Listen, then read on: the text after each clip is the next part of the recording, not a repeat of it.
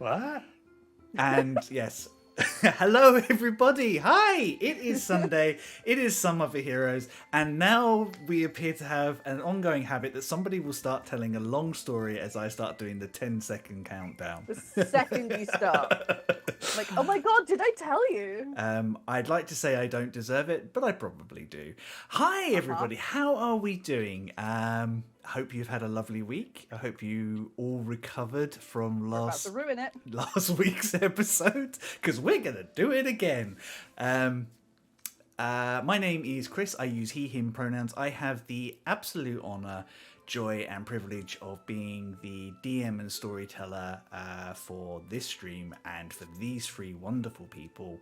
Joining me today, starting with Wayne. Hi. I am Wayne. You can find me on the internet at WayneFix01. My pronouns are he, him, and I shall be playing no one this evening. Because I'm dead! Normally, Wayne plays the dramatic Dragonborn Rock, but we'll come to why that isn't the case presently. Spoilers, he's dead. Theo, it is your turn. Would you like to follow that up?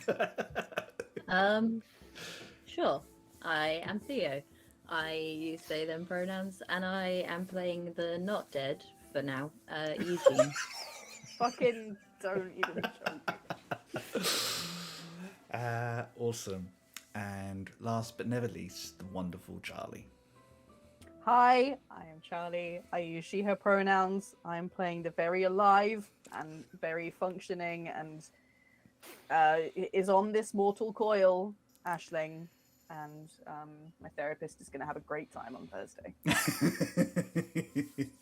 I'm sorry, question mark. You said that some positives had come out of it though, so Oh, it was cathartic as hell. But we're gonna have a busy session. I think that is a really good opportunity for us to just say a little bit of a content warning before we dive ahead. There will be scenes that will encounter and touch upon grieving and loss in this episode. As always, we will try to treat this with respect and gently as we possibly can, but if at any point in time you are feeling triggered by this or you're finding it too much, do not feel bad for having to step away. We love you all, we love having you here, but we really want you to take care of yourselves first. That said, we will, as I say, try and handle it as gently and kindly as we possibly can. / like idiots. Like the idiots we are, yes. Maybe a wee bit. Maybe a wee bit. So I guess that's announcements next.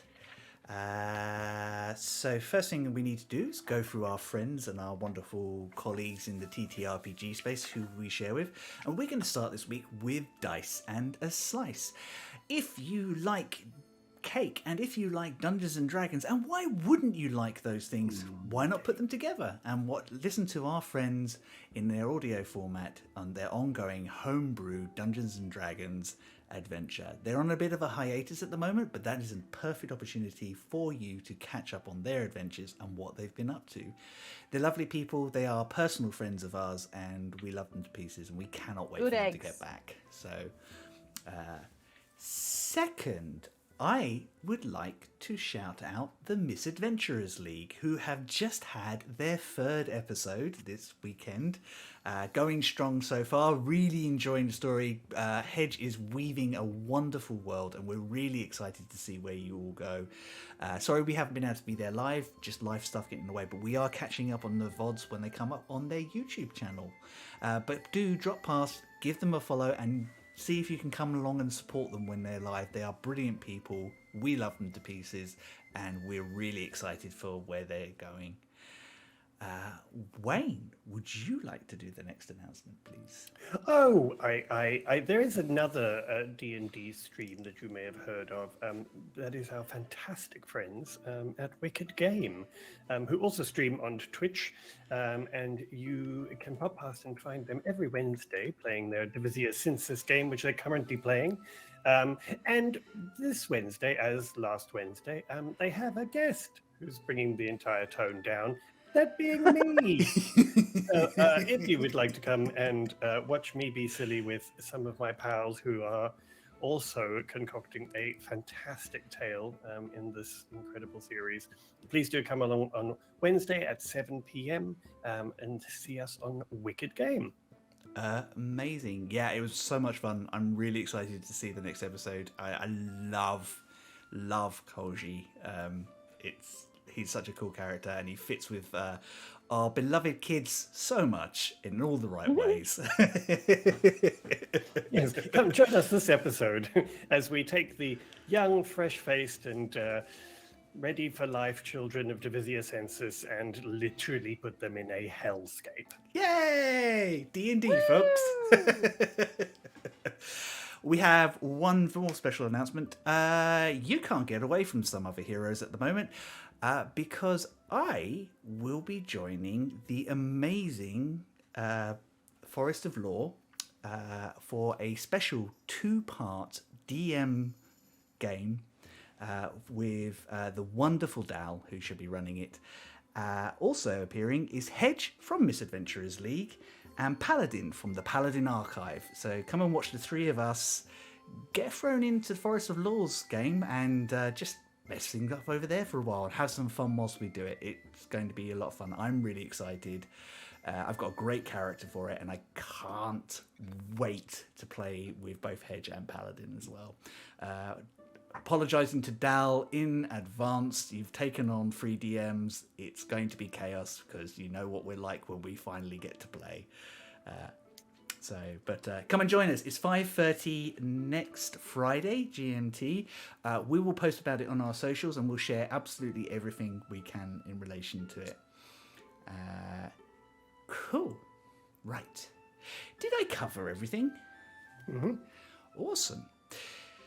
In which case, I shall roll the titles.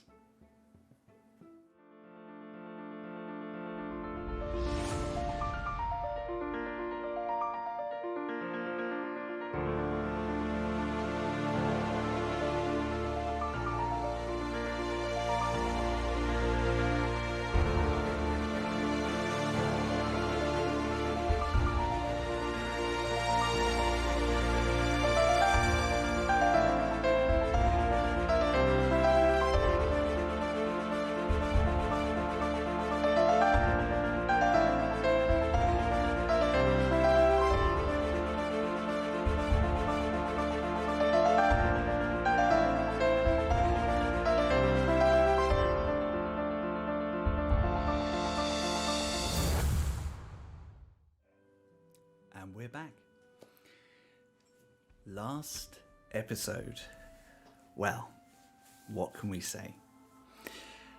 Our 3 adventurers finally found their way to one of the mystical artifacts they needed to be able to help protect the Sky Shield. On their way, their friend, our Dragonborn, contracted an illness, which he hid from his friends, not wanting to be a bother. During the course of the ritual, the magics involved pushed the disease that had been riddling his body over, and our dear Dragonborn, Iskarok of Clan Revorcus, passed over the veil.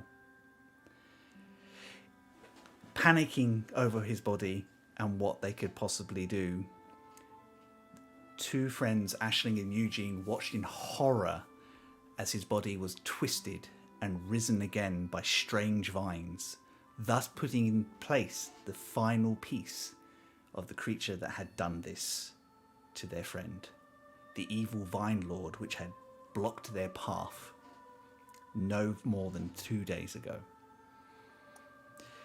A fight ensued in which they defeated the Vine Lord, thus removing it from Rock's body. And with heavy hearts, they headed back through the ways to Alacaster and then back to the Druid Enclave, where they started to discuss the possibilities of what they could do to return their friend to life. Some plans were forged, Some offers were made by the druids, but on the understanding of how that would affect reincarnation not being resurrection.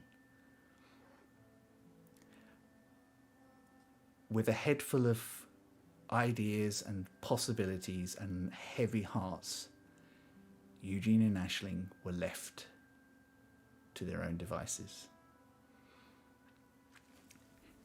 It's not an easy night. You do both manage to complete a long rest.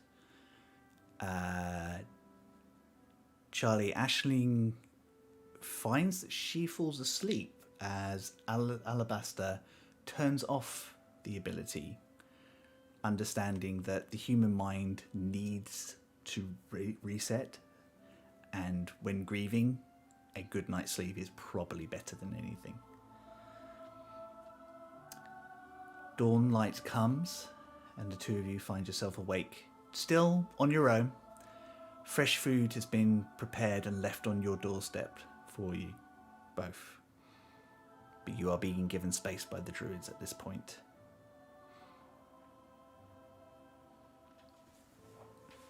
I think Eugene will get the food and kind of put some in front of Aisling, like trying to encourage her to eat something. Yeah, I think she maybe like has a little bit.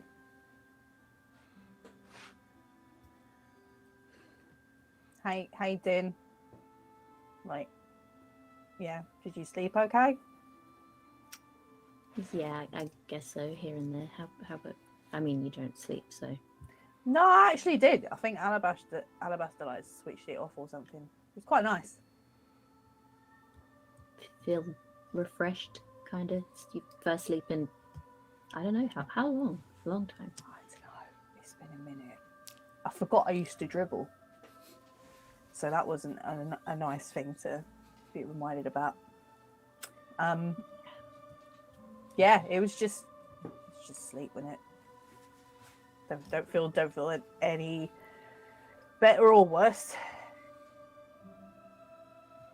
I had that weird, you know, when you wake up and just for like maybe 10 to 15 seconds, like everything's like good, and then you kind of remember that everything's not so good. Yeah, like before the pieces just like come back in again. Anyway, we should have breakfast, and then I guess we should let people know what happened. Yeah, is your I prepared stuff recharged? Yeah, I prepared the right spell today, so I can send 3 messages. Okay, so we're going one for Ivanort, right?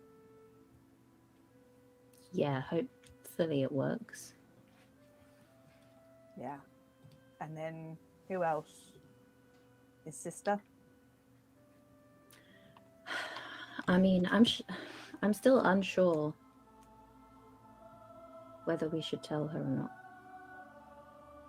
I mean, obviously we should tell her, but like, do we tell her yet? I don't know. How long might it take for us to know whether we can do anything?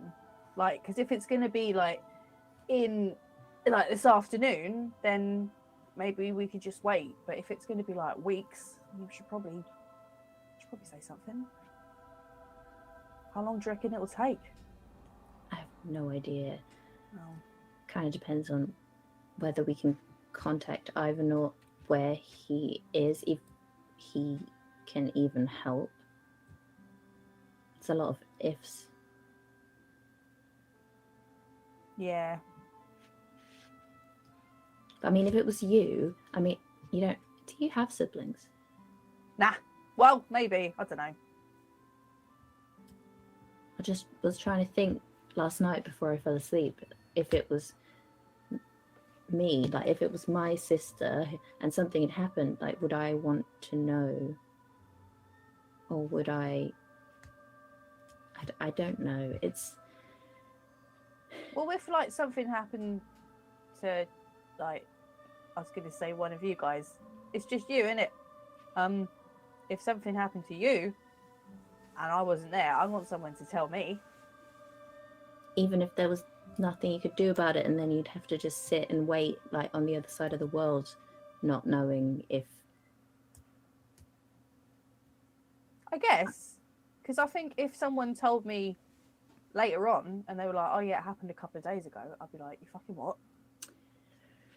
Yeah, that is true. I do hate it when people do that. Okay, I think maybe I'm just trying to get out of sending the message, honestly. Let's just do like one thing at a time. Okay. So we should so- contact Ivanor, and we should also probably contact Rebecca. Yeah. Well, and then- let's like eat breakfast first, though. Yeah, that's true. That's true. First things first, breakfast. Yeah, That's I feel like today's going to important. be a one foot in front of the other kind of situation. While you are eating, I'd like a insight check from both of you whilst you are Okay. sorting yourselves out. I didn't even have dice ready. What a bad I am. That's Dungeons okay. who? Dungeons. Luckily, they were within reach. That's all right. I knew they'd be within reach at the very least. 25. 15. 15. So we'll go with Aisling first. You're kind of eating and going through the motions, and there's something different about you. Something has changed in you. You can actually tangibly taste the magic in the room. You can sense, like, you can't kind of tell what's going on, but you know roughly that Eugene has magic. You can feel your own magic in a way that you haven't before.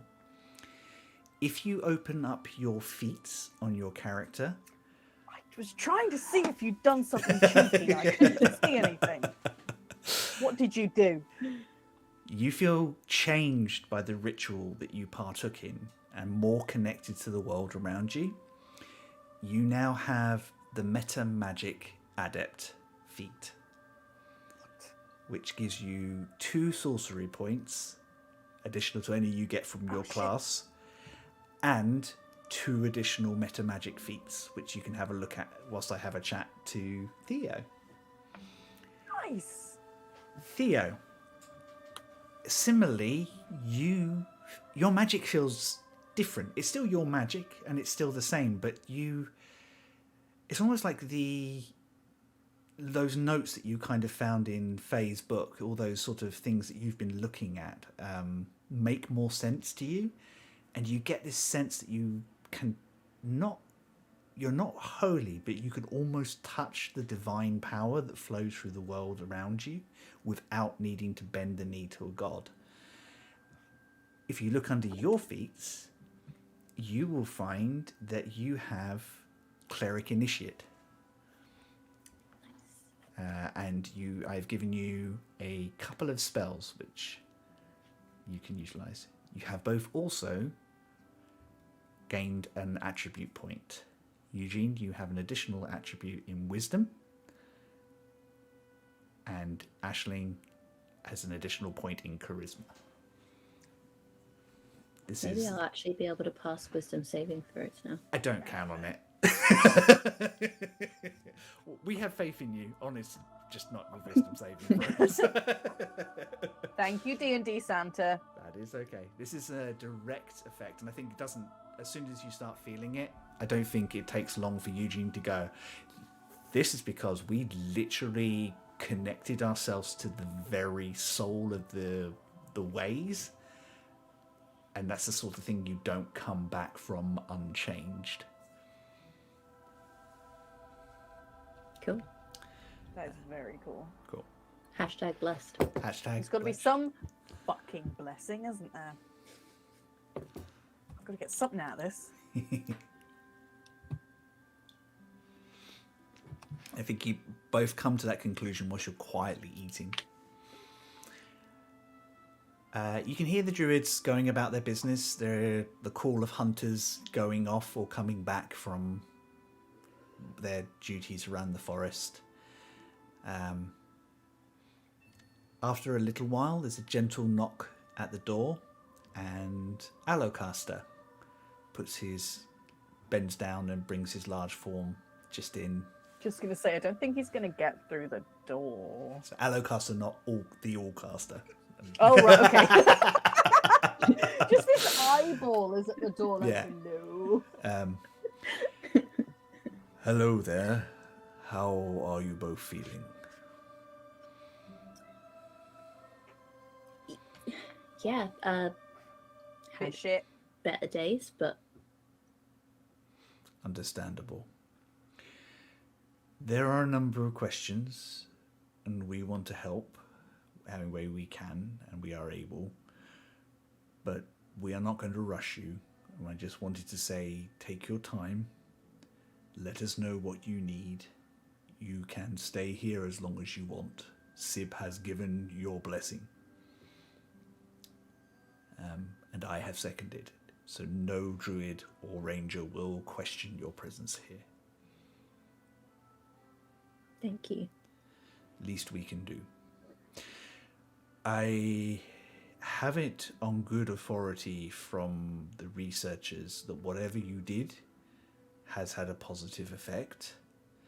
But what they said, what Professor Gelsin said was, do what you need to do, return when you are able, and we will carry on with what we can. What you are dealing with is more important. But they will Still more stuff to do. just probably checking in. There's a whole forest in that little block. I don't know what you saw, but that's what we found when we poked our heads through. So, For fuck's sake. which of course you did travel through, so that's where you went with red and green. But the gateway is open, so we will quietly make our investigations. I will keep a close eye on things.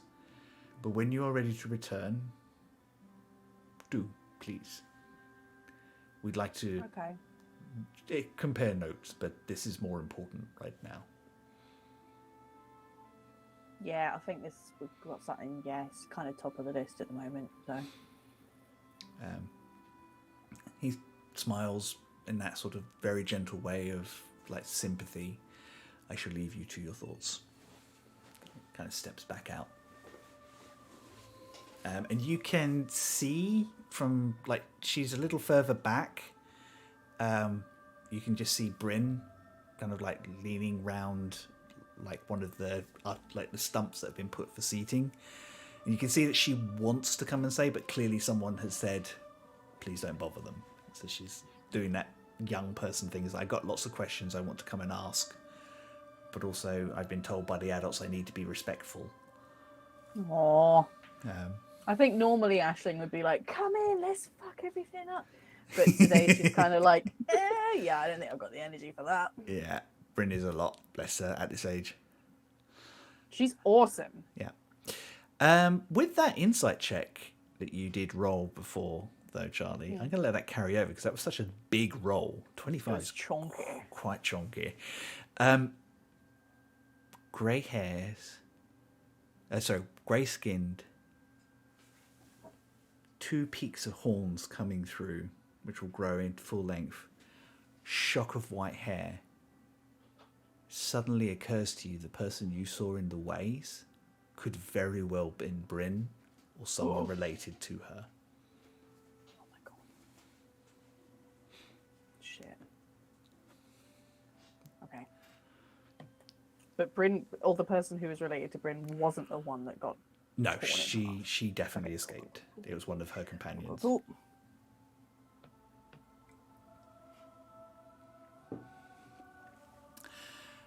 Morning goes on. You finish your breakfast. Is there anything you'd like to say to each other about what you've discovered in yourself? Or what would your next moves be? I don't know. I feel like maybe Aisling's still a bit fight or flight right now. So she's just assuming that whatever weird feeling she's got right now will just go away as time happens. More than fair. Yeah. I think because Eugene has probably figured out that it was because they're in the ways he would want to know if, like, it's affected Aisling, so he probably would talk about it. Okay. Aisling, do you feel any different, like, magically, should we say? Well, I don't know. I feel a bit different. Like maybe there's something. It's a bit. I'm a bit more aware of magic-y stuff, but isn't that just me being in a bit of a, you know, Interesting. the old state of shock? That No, actually, I don't think it is. really? I think being in the ways and so close to like magic, I think it might have changed both of us. I feel different also. Oh, do you?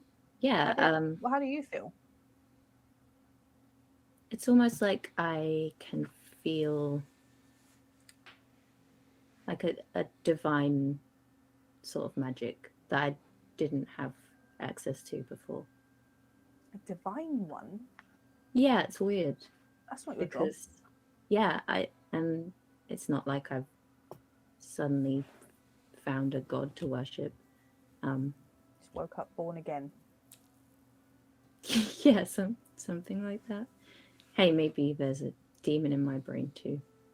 Ew, that'd be so weird. Who has that? Oh! I've got. You should say eggs. Right, you fucking. I have guess been the quiet period of all mourning is over for him, huh? Well, actually, I had a thought, and you're going to hate it, so I kept it to myself. Oh, but hold on, shut. Eugene, hold that thought. He's got opinions, right? What were Okay, you gonna say? Well, Talk amongst myself, I guess. I mean, it's a shame that Rocky has passed because I actually think that he could have connected us all so we could have a proper conversation. But if you could just tell Eugene, I think something has changed in Aisling. What though? Well, don't you feel your natural magic just flows a little more naturally? Yeah, but isn't that just because I'm traumatized? No. This feels like your body responding to what you've seen and what you've been engaged with. I bet you could do some interesting things if you tried, but you need to experiment with it. Get my beard back. Okay.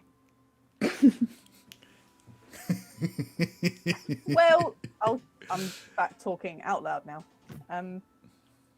He thinks maybe something's gone a bit different. in Oh, my he brain does? as well. Yeah. Huh. Thinks I'll be able to do some different things, but don't know what. Well, I guess we'll find out. Guess we'll have to get into some horrific situation. Well, hey, now let's not get too hasty. I think we've I had don't think enough of those. we for the don't plot. do it on purpose though. You do realise there is an option. You could get like a training dummy and cast spells at it. That is a viable option, Aisling. You don't have to run headlong into danger all the time. Please bear in mind, I share a body with you. Minimal trauma suits my lifestyle. Oh, good. Glad it suits your bougie lifestyle.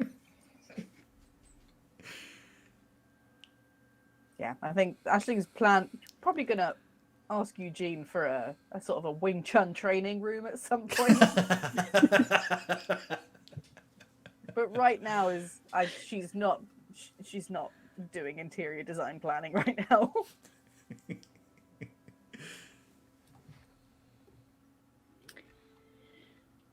Right, so I suppose we should send these messages. Well, I should send these messages.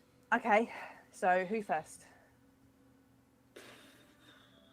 Well, I suppose logically we contact Ironaut first. Yeah. Is it one of those things where you could only say so many words, or can we just go off on one? No, unfortunately it's 25 words. Oh. Yeah. Okay. And it just sort of cuts out after that, so you have to be really careful that you don't just kind of stop half sentence. It's fully something I would do. It's lucky that you're the one in charge of this. Yeah, it's quite a lot of responsibility actually. Right, so what do I need to say to him? I need to tell him that Probably might want to mention Rock at some Yeah. point. That I don't think we need to tiptoe around it really. I think we should literally just say like, "Hey, Rock's dead. We want to not have that be the state of affairs.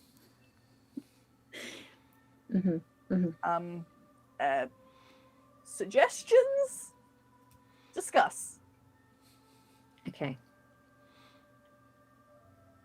I also want to be careful to not leave it too open-ended, because if he replies with a question, I'm going to have to send him another message, because sometimes so that we does need happen. to. What's the information we need to get across? Rock, we need to maybe ask where we can meet him. We need to tell him where we are.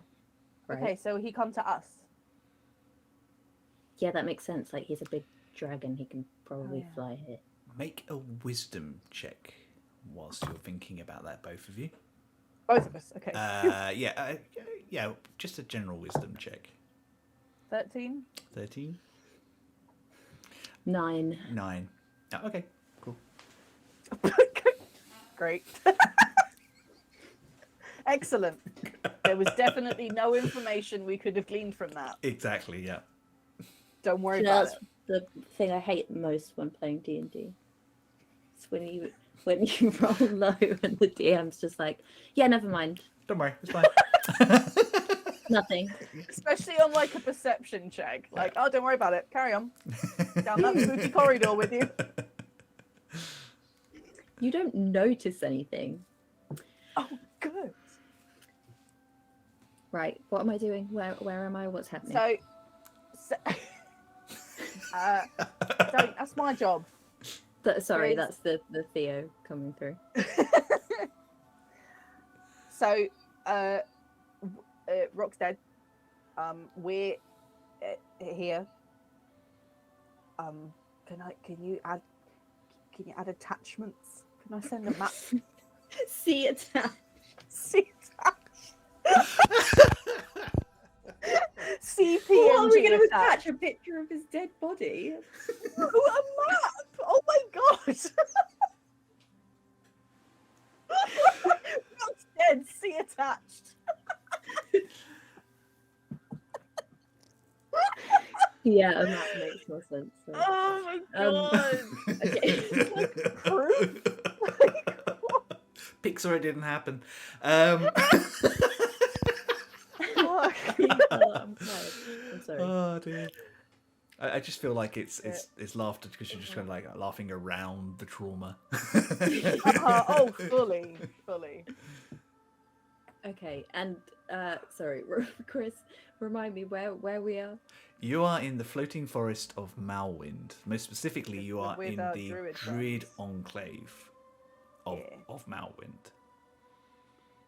But we are we're going to the Ship. where the ship is. You were Yeah. planning on going back to the ship, yes. Should we get him to meet us at where the ship is? Can't miss it. Hopefully. I mean, if he's even on this plane, Oh my god. hope so. Otherwise, I don't think my message will reach him. That's Well, it'll just... reach him, he just might not be able to come back.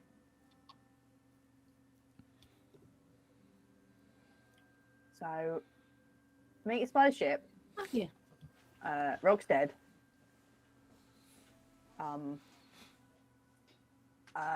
Could do with some help fixing that. Okay. Cool. Okay, I will cast sending. Okay.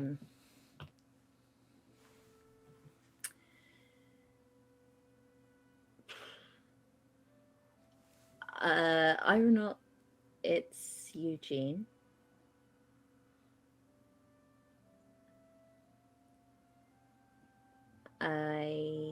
We need your help. Rock has passed, and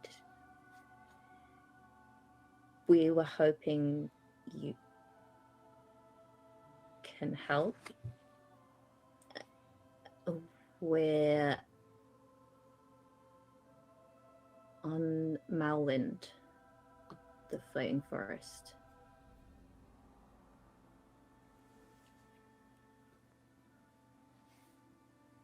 Got 2 words left if you want to add anything. Thanks, bye. Perfect. Okay, thanks, bye. I feel like Eugene's the sort of person who's like, I've got those 2 words, I have to use them. You're very Spike out for a walk, bitch. Eugene. The reply comes after probably a little bit long. That's that point where you're worrying, like you're just worrying, did he get it? Did it happen? It kind of gets to about the 2-minute mark. Eugene. Whoa. I want to help. Malwind, not good. Come north, Isle of Wreck.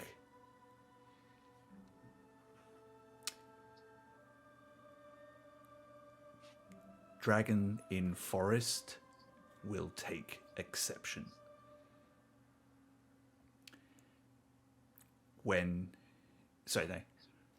Will be there in 2 days.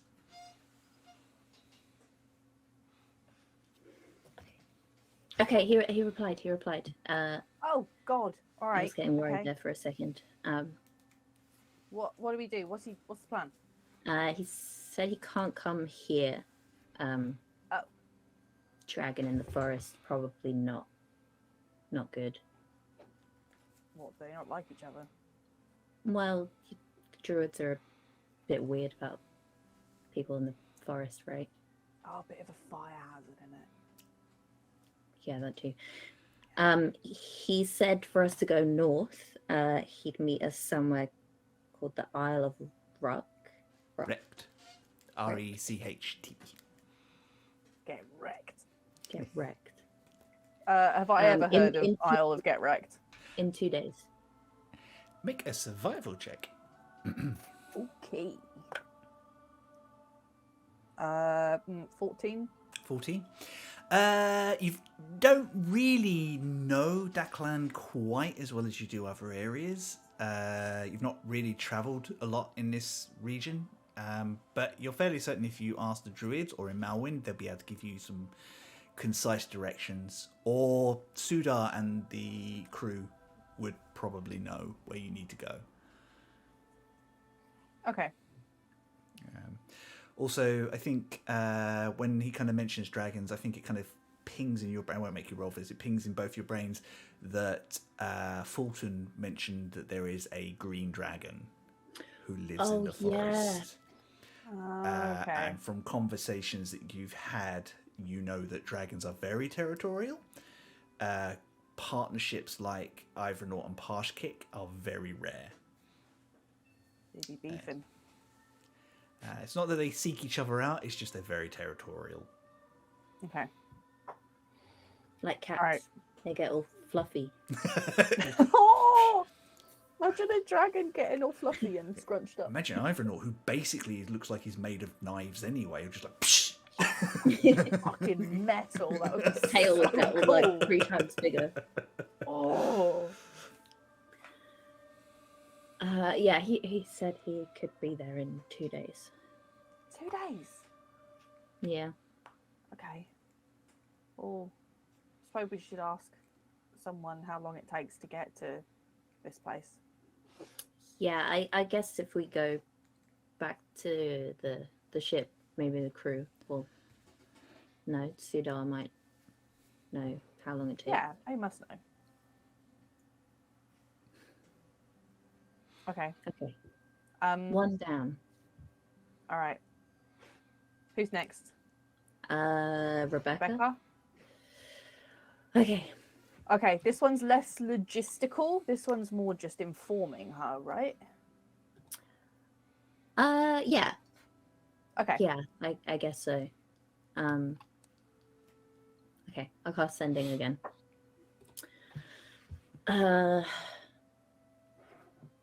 Rebecca. It's Eugene. I have some regrettable news.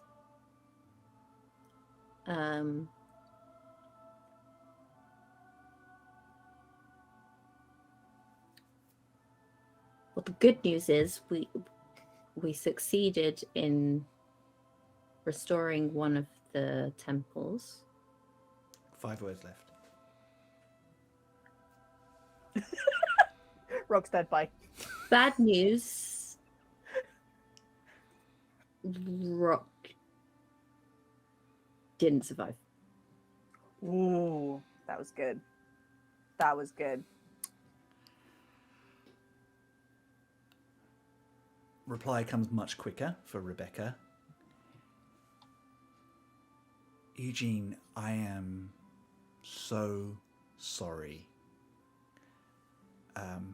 Rock was a special man. Is there anything I can do? Are you and Aisling okay? God damn it. Let me know. Do I need to put a disclaimer on sending spells? Yep. You Yep. can't reply to this with a message. question. This message has been left intentionally unreplyable. I mean, reply. That's nice, polite, and I mean, sorry, Aisling. She replied and said it was terrible to hear, and was there anything she could do? Oh. So, Is there anything she could do?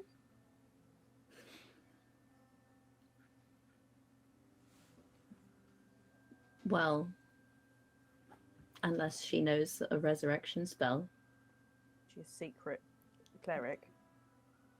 I mean, maybe. Hmm. So I have one spell slot left. So do I reply to her? Well, we can't think of anything that we urgently could do with her doing, so So just leave her on red. Is leave that her what on you said? red. Yeah.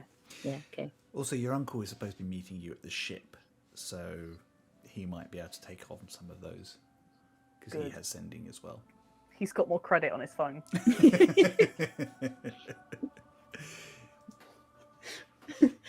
Honestly, sending spells do feel like when you used to have to pay per Yeah. text message, and you only had very like, much so. Very, a certain much so. number of characters. So you Get had to all the shorten information everything. in as short a thing as you can.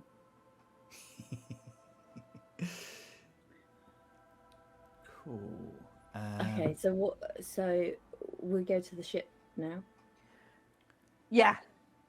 I think that's enough for now of keeping people in the loop. Yeah, I'd like a little bit of a break. You don't forget Yeah, you've I also think- got arcane recovery as a What does wizard. that do? It's true. You can regain spell slots. That's cool. Yeah.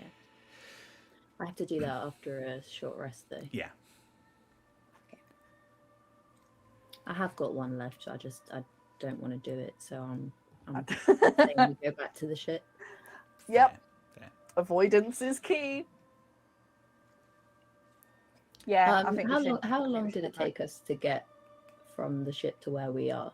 Oh, And how did we get there? a good half day's travel on foot. Yeah, it was a while because that's when we had the centipede situation, wasn't it? It was actually closer to a day, actually, from what I remember. I'd have to go back and look at that episode and think about that. But it took We you. better not fucking bump into that thing because I don't know polymorph. Oh, hang on. I could finally have that combat.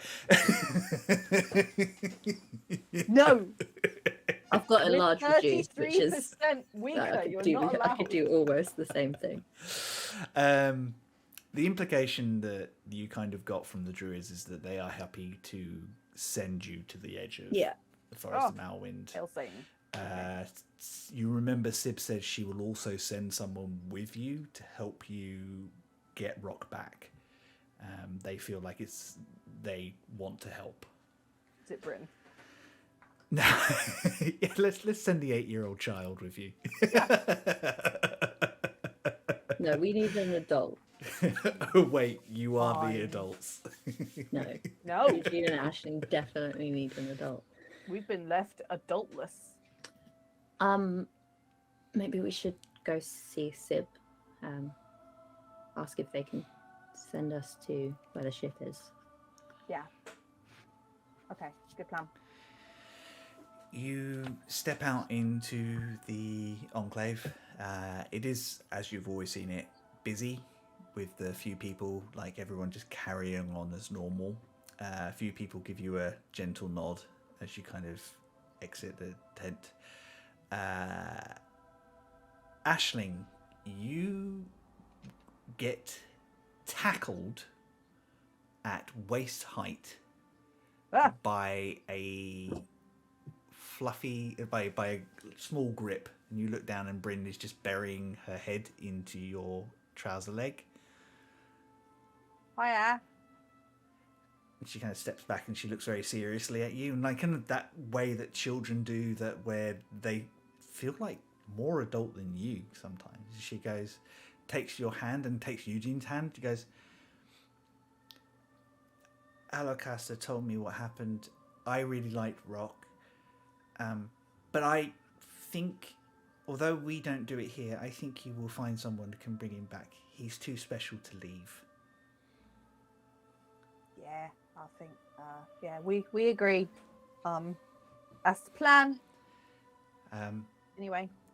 She just kind of hugs you both, and then kind of fishes around in her pockets and pulls out all sorts of things like leaves and twigs and something that looks sick. like at some point it used to be a doll. What the fuck did she do? And then she eventually finds it and she pulls out 2 little necklaces, which she has clearly made from leather scraps and things like that. And they're not the best made things, but they have like a wooden charm that's sort of been carved in slightly what looks like your likenesses. And she puts them one in each hand. She goes, for luck. Aww, Oh, thank you. That's really kind of you. that's so cool. Did you make that? Yeah, I'm getting better all the time. If I don't end up being a powerful druid like Sib, maybe I will make wooden things for people here. I haven't made up my artist. mind. I don't. Why not both? Yeah, well, one of those two. I tried bows and arrows, and they don't work very well for me. Yeah, how did you find that out? I shot Fulton, Yeah. and he was Nice. patient with me. Okay. Good job. I hate it when he's patient. I'd rather he was angry, because then it would just be out. A bit scary. And she says, anyway, you need to talk to Sib, and I need to be doing my chores before she gets here. So, good luck. Thanks, little bud. She bounds I'm off. just gonna like scrunch her hair. Yeah, it's a mess all the time. Anyway. Yeah, that's why it's not a pat, it's a scrunch. And she kind of bounces off in that way she does and starts collecting some firewood from behind and taking it to the central fire where you can see there's an older human woman bent over. You look around.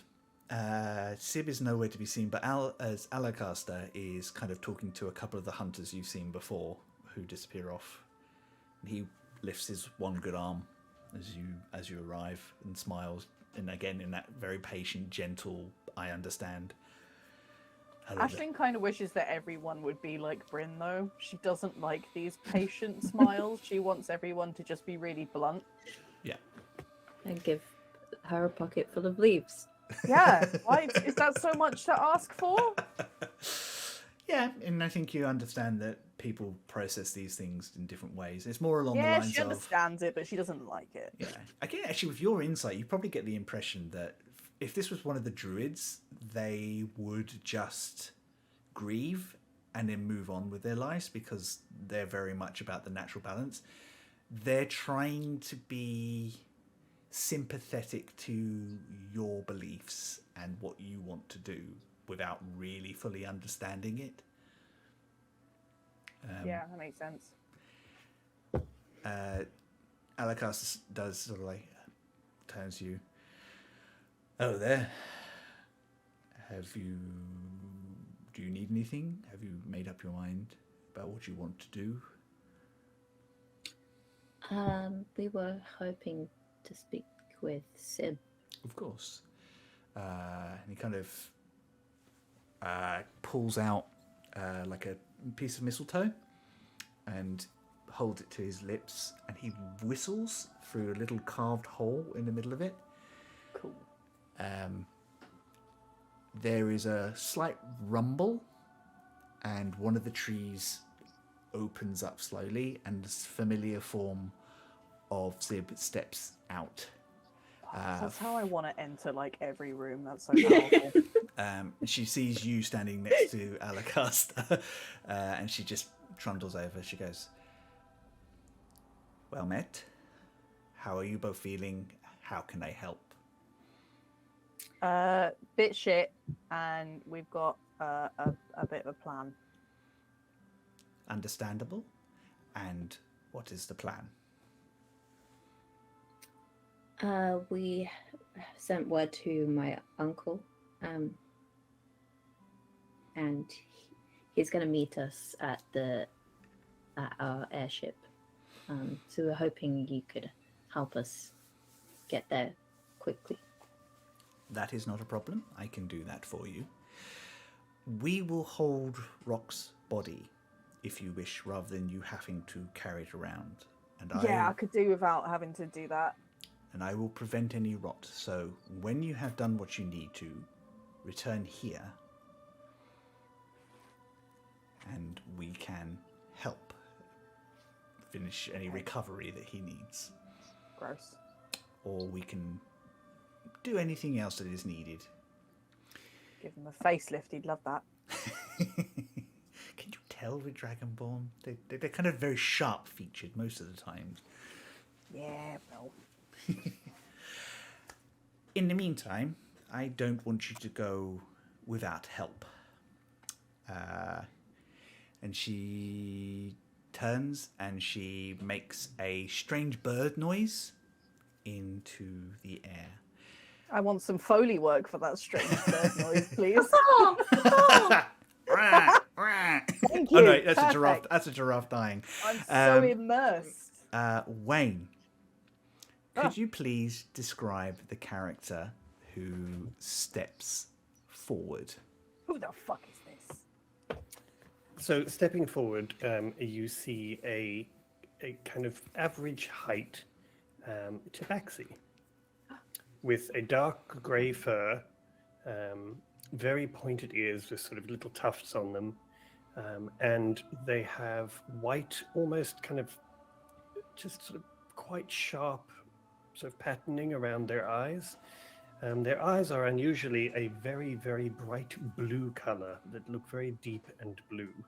And they're wearing a kind of blue coat with a fur line around the collar, and a necklace with a very prominent silver sort of crescent moon with stars on it around their neck. And they have a large silver spear strapped to their back. And they step out and immediately kind of just smile at you, very bright-eyed, and just kind of don't say a word. Just kind of look. One minor correction, she's small. She's only about 4 foot tall. Well, for a tabaxi, it's about average. She's tiny. If you guys want to just shift to roll 20 for a second, there is Ah, artwork. Hello, friend. Ooh, I love the eyes. Here we go. What pronouns are we using for this character? They, them. They, them. Amazing. Necklace is so pretty. This is Toby.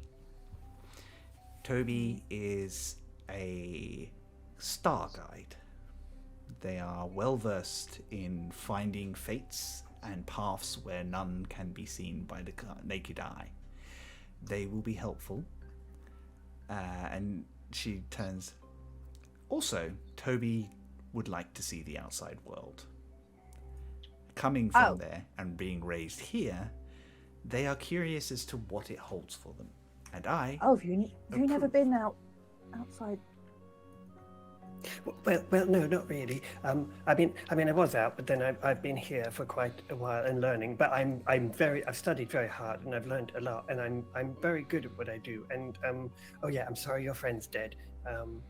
Sorry. I mean, I'm sorry your friend's dead. I like Toby. And Toby kind of looks at Sib, and they kind of look at Sib almost like, was that okay? And Sib Aw. gives a gentle nod.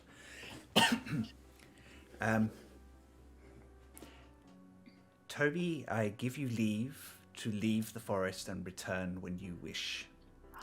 Toby the indoor cat is being allowed to roam. Go There is a very gentle. find your path and your story, and return to us when you feel you must. And do say goodbye to Bryn before you go, because she will sulk otherwise. Oh, I'll be right back. And she just turns around and runs off to find Bryn. You can sort of see this sort of exchange between Toby and this tiefling who's nearly as tall as Toby, and it's very excited, and there's a lot of energy. And just beyond, there's a couple of druids who are a bit older and a bit more settled who are just like, oh. Yeah, they're the kids that aren't allowed to sit next to each other in class. And then Toby just runs back and stands immediately as if sort of nothing has happened, just kind of stands looking serious again. So is Toby like a kid as well, or like a teenager, or a full grown up? Yep, just a small tabaxi, fully grown but small. Cute, love it. You don't see as many of them as you do the taller tabaxi, but there's whole subbreeds of tabaxi who are tiny. Most of them have a tendency to be like quite lithe and quite gangly, but she's quite small and compact.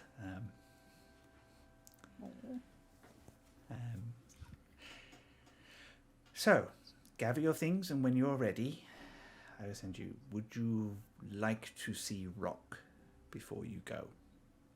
No thanks. Understandable.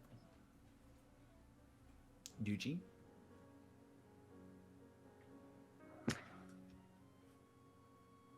Yeah, I'm fine. That is fair. Okay. Thorn, if you would. There's a... And the huge... Forgeborn. Sidoric Forgeborn that you saw roaming around the camp the first time comes into view. Unlike Kath, Thorn is made of lighter sandstone with metal plates underneath. They immediately look at Sib and nod their head, and then look at the three of you. Are you leaving us, Tobeans? I am. I'm going with them. I'm going to see what it's like. But I'm ready to fight, and I'm ready to help them. So yes, but I'm going. I will be back. I'll be back. I think I'll be back. But I'm going to see what it's like out there. So. Bring back lots of stories. And then they press their hands against one of the trees, and it cracks open.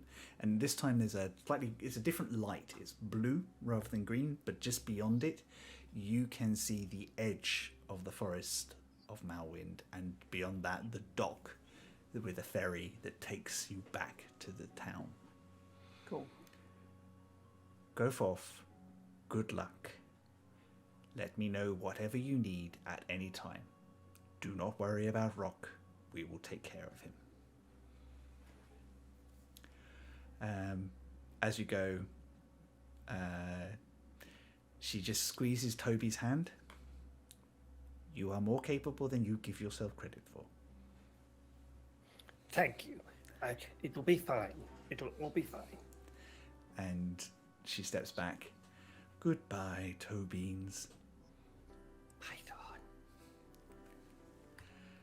And you step through, and you are at the outer edge of the forest. Just the three of you on your own. Oh, Toby, I'm sorry. I'm Eugene, and this is Aisling. We didn't That's okay. really introduce ourselves. I know, and I had to kind of run and say bye to Bryn, but it's nice to meet you. I knew I know who you are because they told me about you, and that's why I knew about your friend. Yeah. Anyway, so this is exciting. I mean, I know it's a kind of sad thing, but it's kind of exciting. Yeah. I mean, it's all very new and different for everyone involved. So Also, we don't really kind of do this kind of thing. what kind of thing? Well, death tends to be kind of, a little kind of natural, and so they don't really do the whole like, oh, we're gonna bring somebody back thing. No, so, they don't like that, do they? Well, Sib explained that although it's not a part of our belief, we shouldn't put that onto other people if they want to bring a friend back from beyond the veil. So that's why we understand. But it's kind of just part of what happens in the forest. So we just do it and we just take it naturally, and we don't really. But it's kind of interesting because I want to see what it's all about and what if I can help. Anyway, We're gonna give him the choice. Like, we're not just dragging him back. It's gonna be his choice. Like, he might not want to come back. but that makes sense. I mean, if they're beyond the veil, then they would have to decide to come back. That kind of makes sense, I guess, somehow. Yeah, I'm not really sure how it works, but I guess we'll find out. How are you going to? Who does know how it works? Well, I'm not really sure, honestly. We're going to see a dragon. You can see literally Toby just goes. You're right, babe. You're like a real like a dragon, like the forest dragon. Yeah. Yeah. His name's Ironaut. He's a friend. Yeah. We helped him. Wow. Wait, hold on. Is this not something that normally happens? I'll say to Eugene. Well, no, probably not. There's not many dragons, and I feel like most people probably think of them as, like fire breathing, kind of scary, do what they want kind of entities. So we could have been flexing on this the whole time. Do you know how many clubs we could have got into with this information? Yeah, I mean, I guess we could, but I mean, you have the badge that you're always flashing. Yeah, I didn't think it was We need another necessary badge to add. to say we're on first name basis with a dragon. Also, I think Eugene's memory is good enough to remember that Ironaut said only when necessary, in a very sort of pointed way. Yeah, I Whatever, you're not my real dad. Yeah, because that's what Aisling always does, is follow the rules, Yeah, I know. do what she's Good told. Christian woman. I was just helping Eugene's memory. I'm not saying it's going to impact anything else that's going on. No, not even a bit. So where is the dragon coming here?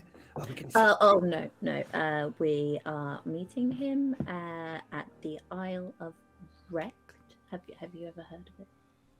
I mean, probably not. You haven't really. No, been but to I've heard Wales. of it. I've not Oh, okay. been there. I haven't been to that many places, but I do know, and I'm very good at getting, kind of at knowing where I am and how to get to places. I'm very good at Ashlyn's good at that too. tell where we That's are. like my thing too. What? Why? What do you do? I make maps of things. Look. I'll get my book and I'll show them like tons of places that we've been to. I think Toby's immediately like fascinated by kind of and turning them round and kind of trying to see them almost in 3D. I'm assuming we're doing this as we're walking, by the way. Yeah, I was just gonna. There is say. presently no ferry there, so you can. We're waiting. So for you're the ferry. probably waiting for the ferry to arrive, which Oh, okay, comes cool. once or twice a day. So it comes a couple of times, like through the day, to drop people off to go into the forest where they're allowed to All right. go. Well, in which case, yeah, I'm just going through all the maps and telling Toby cool things about them. And Toby just says, "So what? But what if you can't see the marks, the landmarks? What if you? How do you know which way if you can't see those?" Oh, you can use like you can use sun, or you can use stars, you can some people have like an ability to like figure out which way they're going because magnets, and yeah, it's just everyone's got a different way of doing it. Okay. Okay. There. Come here. We can still see it. Come back here where there's a little bit of shadow in the trees. Come back. Here. Okay. Yeah. Okay. Yeah. Watch. What? You'll like this. I think you'll like What? this. Eugene, you might like this too, but you'll definitely like this. And Toby takes their pendant and puts it in their hand, and you see almost projected from the pendant is a 3D map of the stars that moves. Oh my fuck. And they're like, that's how I do it. I know where the stars are and where they're supposed to be and where they have been. And then from there I can work out where we're going. And that's what I love, the stars.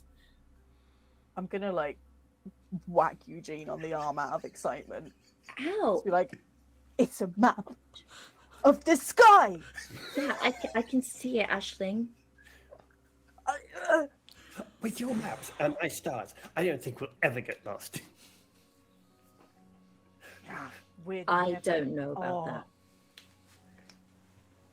Well, This maybe. is the but, coolest. I mean, that's This pretty. is the coolest shit I have ever seen. Toby, Wow, what did I do? I'm just saying it's the coolest thing I've ever seen. Oh, okay. God. Okay. Anyway, that's all. I just wanted to show that. It's about this time that you guys can see the kind of the small vessel, the small airship coming in on its slow trajectory. It's much slower, like balloon-based airship that is cheap to run, but it does dock. And on the front is a very grey-looking dwarf with long white hair. And kind of like a Get in, dear. so old his eye you can't really tell where his eyes are under his bushy eyebrows and things. He just leans on and goes, "Are you heading back?" Is that a word? I don't know. What did he say? I don't know. I think he's asking if we're going on the. Oh yes, yeah, we are going, yeah. right? Yeah. Yes, we're going back. Okie doke. 4 copper. Yeah. Okay. All right. It holds out I'll give him 4 copper. an old hand. I don't have 4 copper. Oh, I'll pay yours. It's all good. Oh, thank you. And you all get on board and he pushes off, and it's a slow journey back. You see the town looming up, and you can actually see your ship is still there. I hope so. Hasn't moved off at all. Good. It's not been clamped.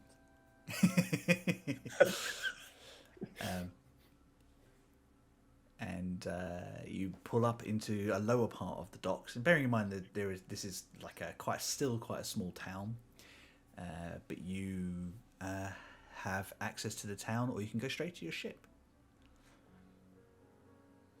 Right, I know we'd normally be tempted, folks. Okay, I don't think we should go shopping. Okay. Agreed. Yeah. Toby, you've been to Malwyn before. This is no big surprise to you. Like, you've come in for supplies or to sell things or to talk to residents and the like. So, in fact, a few people kind of start waving at Toby as they see them. Toby's just very excitedly, just like that. Whoop.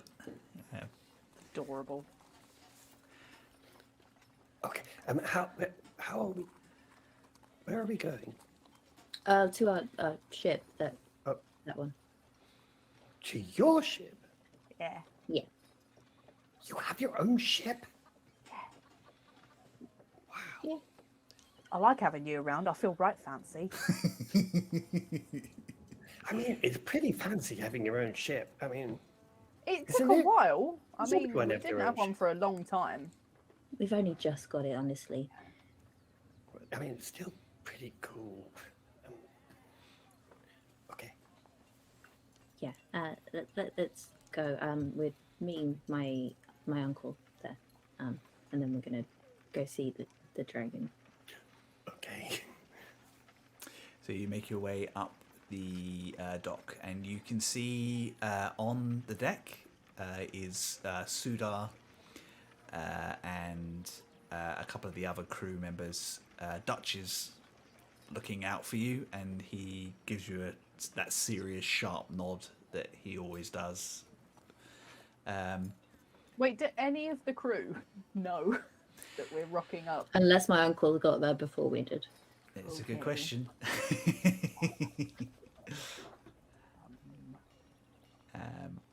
Yep. I'm sorry. I'm just calling up my NPC list because obviously there's a few of them. Extensive NPC list.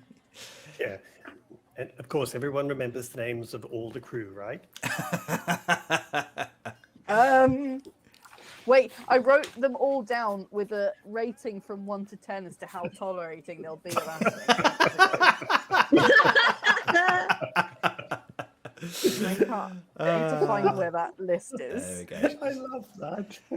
Which you- Okay, I found it. Cool. So we have See, they've all got a rating from 1 to 10. That's hilarious. on the deck is obviously Sudar. You can see Dutch, who has noticed you. Davos is busy in the back, moving some boxes around. And Sage is trying to give him advice, but he keeps putting boxes in her hand and pointing her because he technically outranks her, which is going so well. As you get closer, Dutch kind of puts down the gangplank so that you can make your way onto the ship.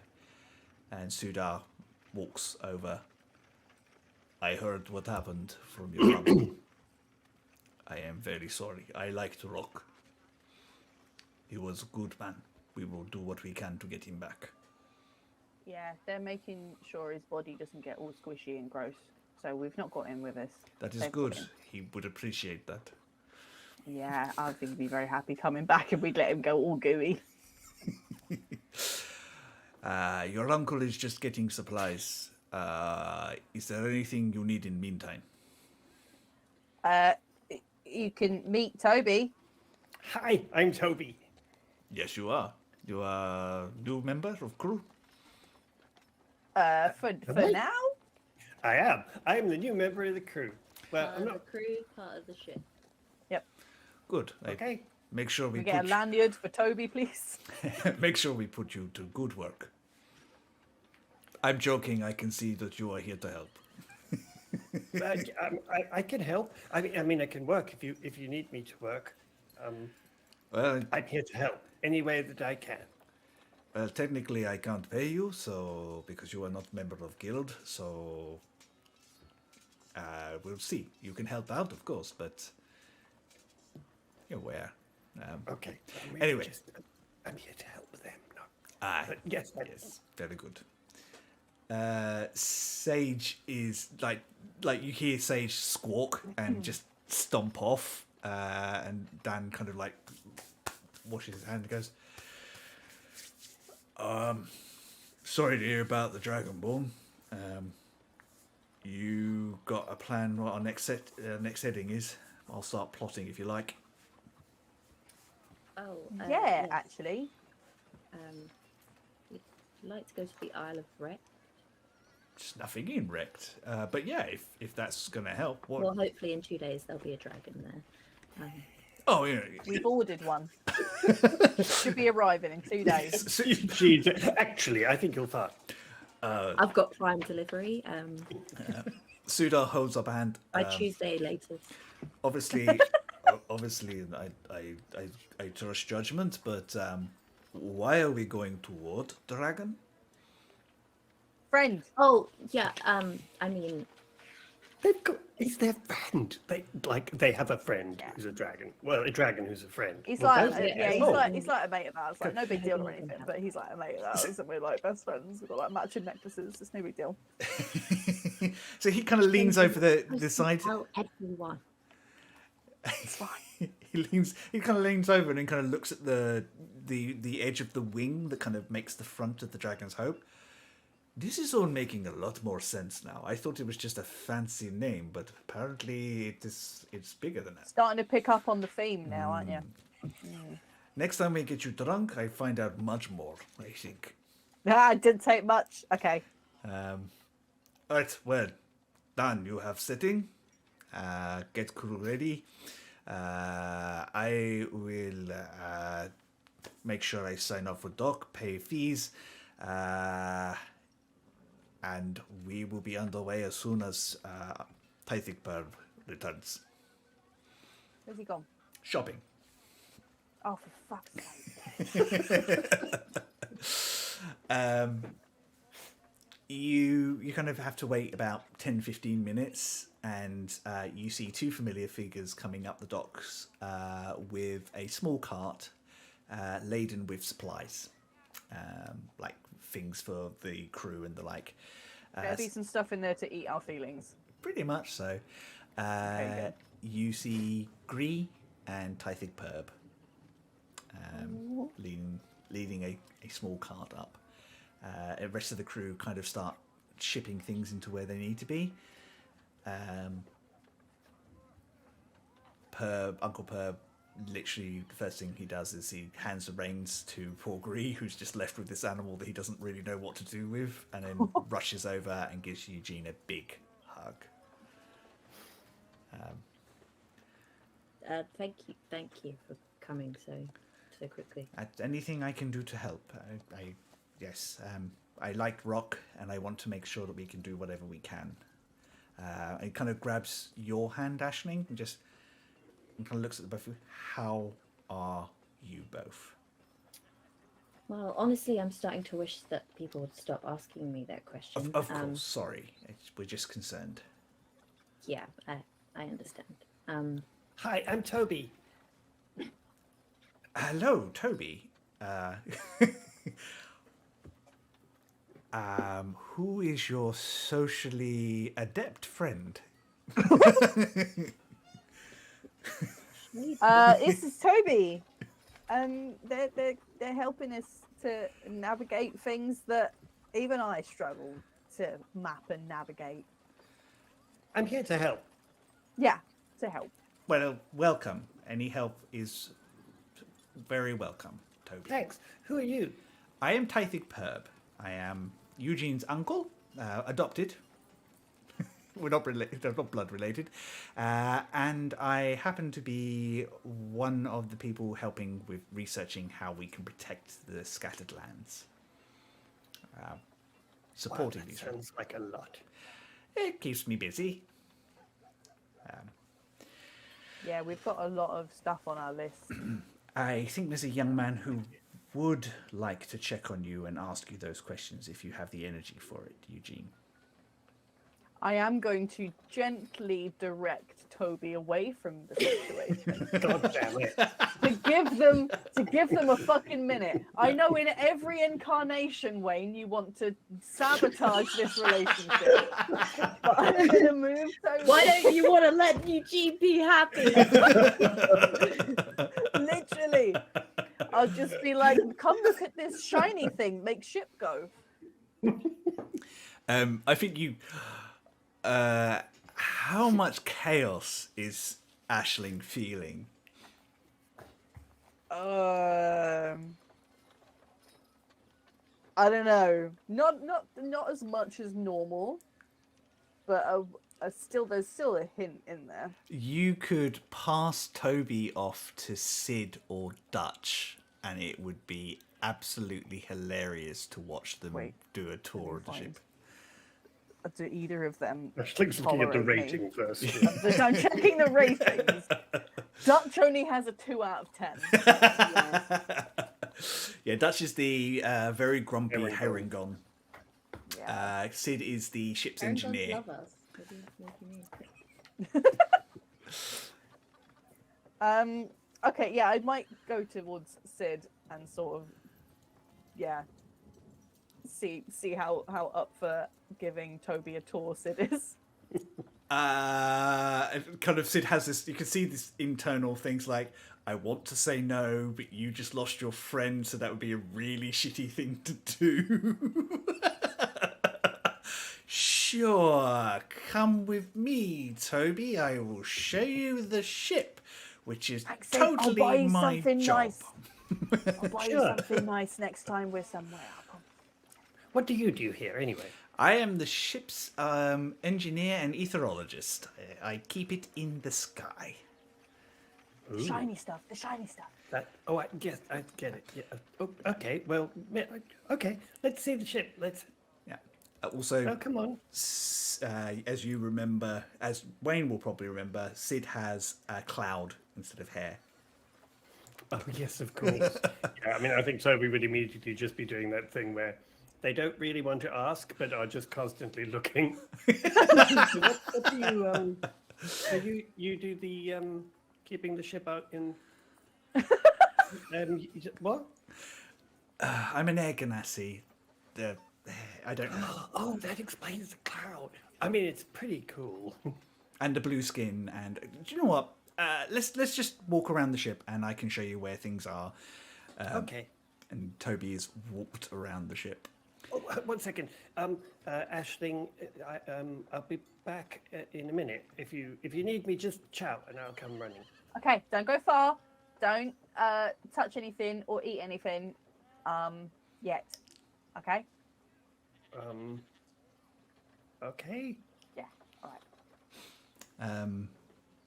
Eugene is left alone on the dock with Gree, who... Hi. Hi. Thanks for coming. You didn't. Oh, of course, I couldn't possibly leave you to deal with this on your own. That's not something I felt was possible. And you can see that he wants to ask you, but he just overheard the...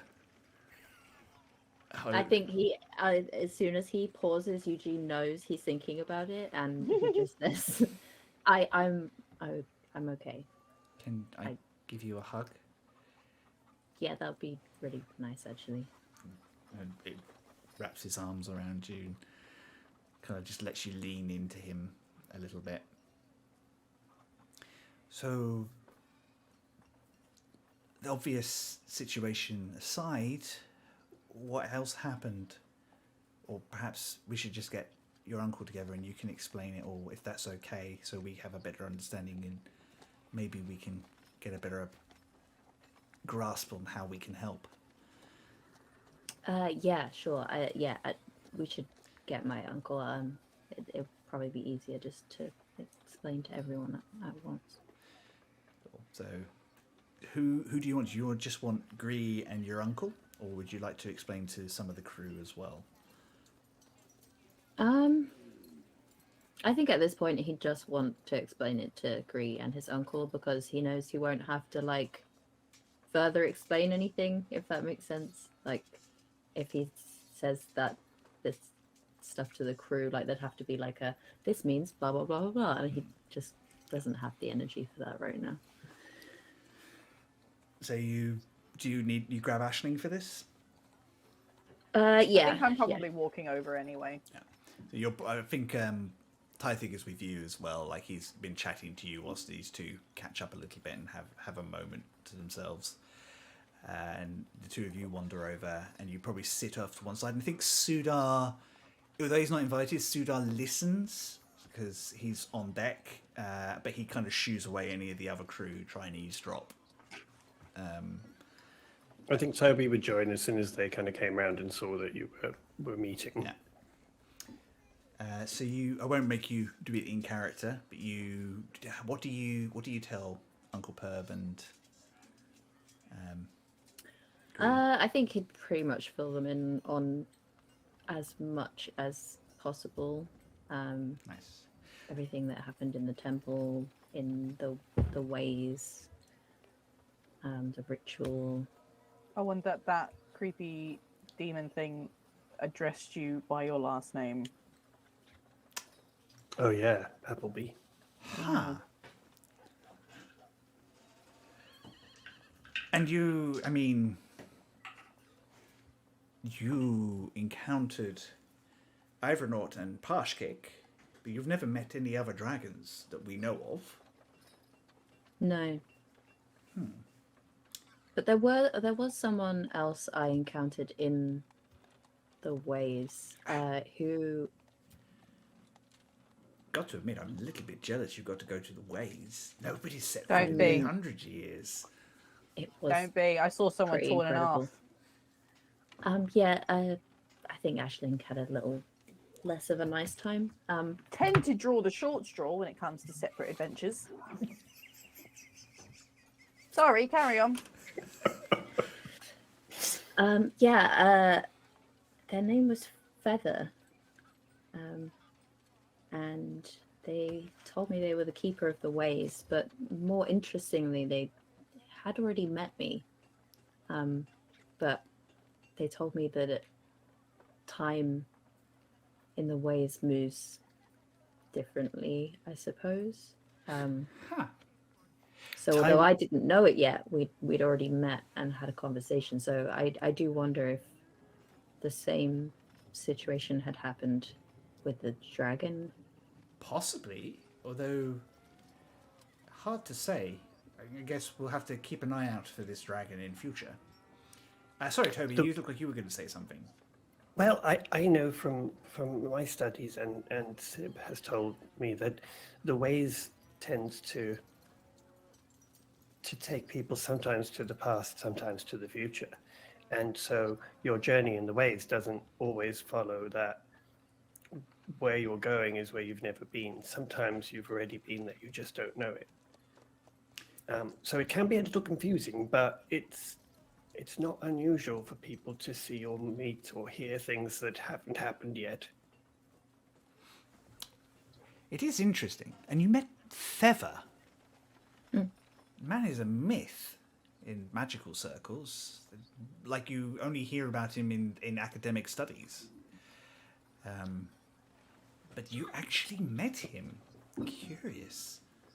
Wow, you guys meet a lot of cool people. I know. Well, I think you're on the right path. I feel like Parshkick is... Sorry, Ivernort is powerful enough to know how to get Rot back, if not able to do it himself. I think he is your next guide. Do you want Gree and I to stay on the ship whilst you do this next part of the mission, or would you like us to make contact with the team at the temple and talk to this Allcaster? Just check everything's working okay. Yeah, maybe that's the best plan. To check in, make sure everything's running okay after what we did. Right. Well, you've got the sending stone. what I would like you to do, just for the next few days, is just check in once a day. Let me know how you're doing. I've got the other one on me. I guess your next trip is to the Isle of Wrecked. Don't know it myself, but I'm certain Captain Sudar? Sudar just nods. I know this island, yes. I will guide them here.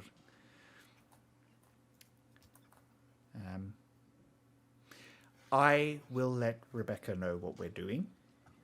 Oh yes, that was going to be my next question. Have you talked to Campbell? No. Not yet. Do you want me to talk to Campbell? I just nod at Eugene, like, yeah. Get someone else to do it.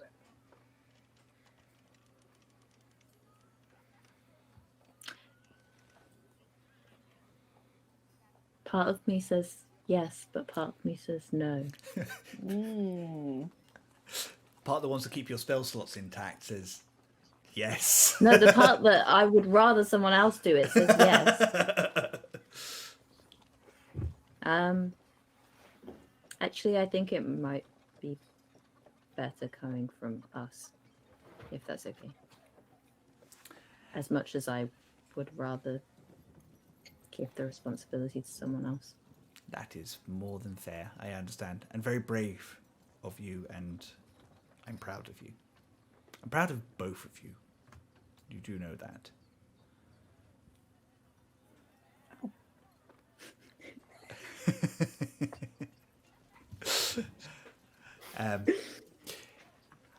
Let's have a meal. But yeah, please could you let Rebecca know that I will. we don't really need her assistance at this stage, but I will be in contact with her if we do. Fantastic. I will do that. Let's have some lunch. Let the crew get the ship ready for going, and then I will head into the forest and let you go. And I think that is a really good place for us to take a quick break, because I need a break. Welcome, Toby! Oh, welcome, Toby. I love Toby. We will be back. Forget Rock, we're keeping Toby. Sorry, Wayne. I love Toby, but we must have Rock. Both. Wayne could just do both Why not all the both? time. Yeah, that would be all right. We shall probably do see. that, right? I guess we'll see what the dice say at some point. Exactly. Well, we will be back in about 10 minutes. So it's just, we'll say 1:45 now. And we will see you then. Go stretch, grab something to drink. See you in a second. Bye.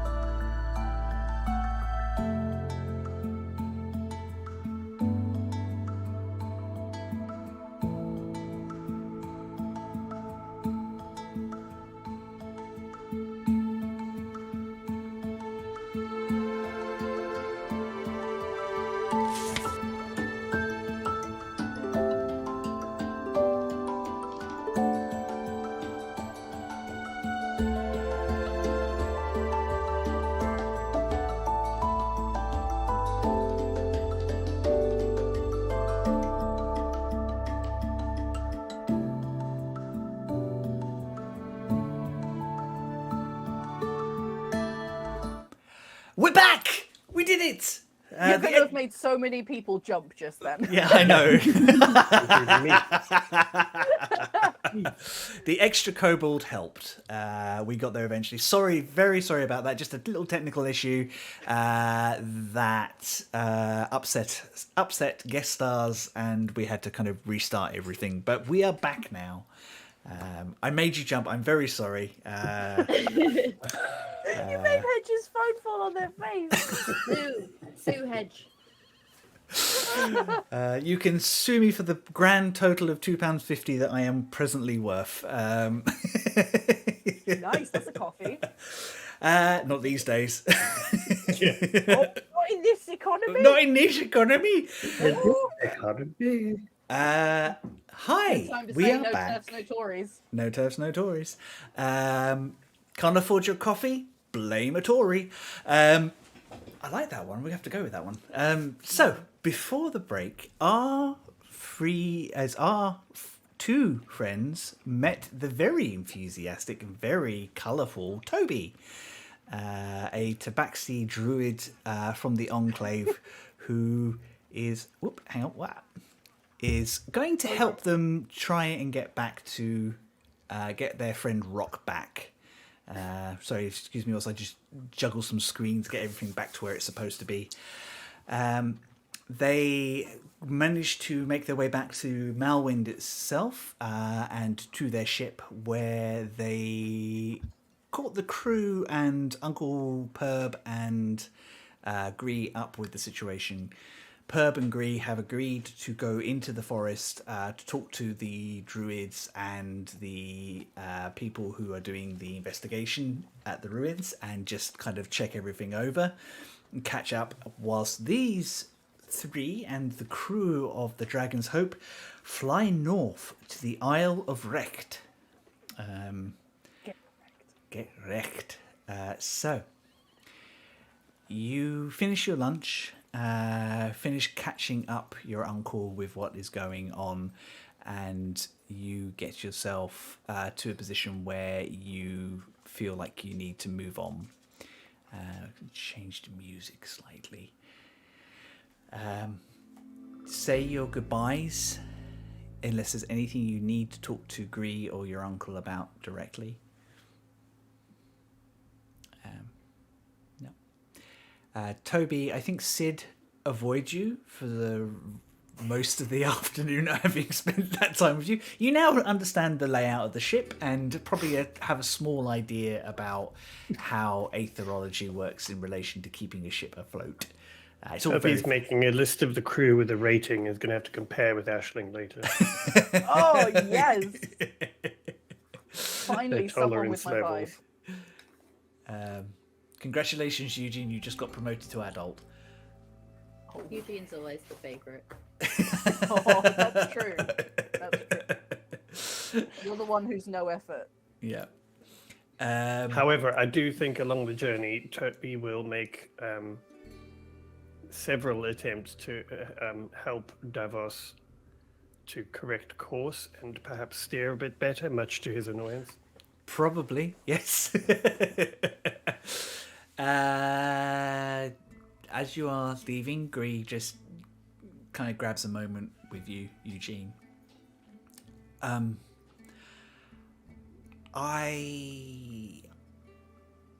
want you to have this, and he pulls off a ring. Not to kind of just to give you a gift, but also this will help keep you safe. And kind of slips it onto a finger, and he gives you a ring of protection +1.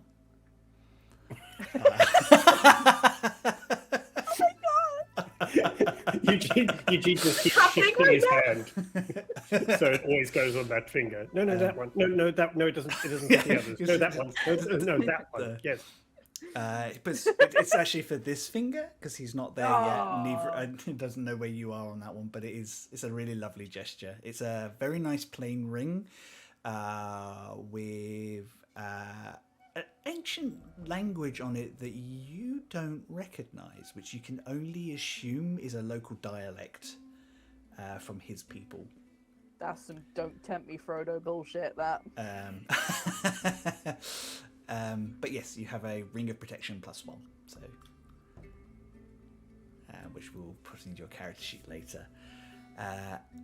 Please be safe. I don't know what would happen to or what I would do if anything happened to you.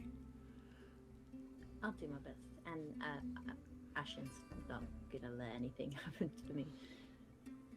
No, I know. But, wouldn't feel right if I let you go without saying it. Thanks. Gives you a kiss on the forehead and squeezes your hands and just lets go, but there's that kind of moment where you can tell that he wants to stay. Does Toby see this? I think most of the crew are kind of like, some of the more interested, like Persimmone is on the edge, like kind of like this with her frog, and a couple of the other crew members are watching as well. I think Toby just probably quite painfully elbows Ashling and just goes, Oh my god, you're so pointy. Oh, what? Yeah. you on the forehead. I know. They're dating. They're like a thing. Well, duh. Oh. Yeah, You can see it a mile off. He looks at Eugene like he's the only person in the room. That's adorable. It's quite cute. Yeah, it is very cute. Yeah. When you get round to meeting Rock, all right, really amp this up. Yeah, he loves it. He loves their relationship. He loves the whole thing. Really amp it up. Yeah. Okay. Okay.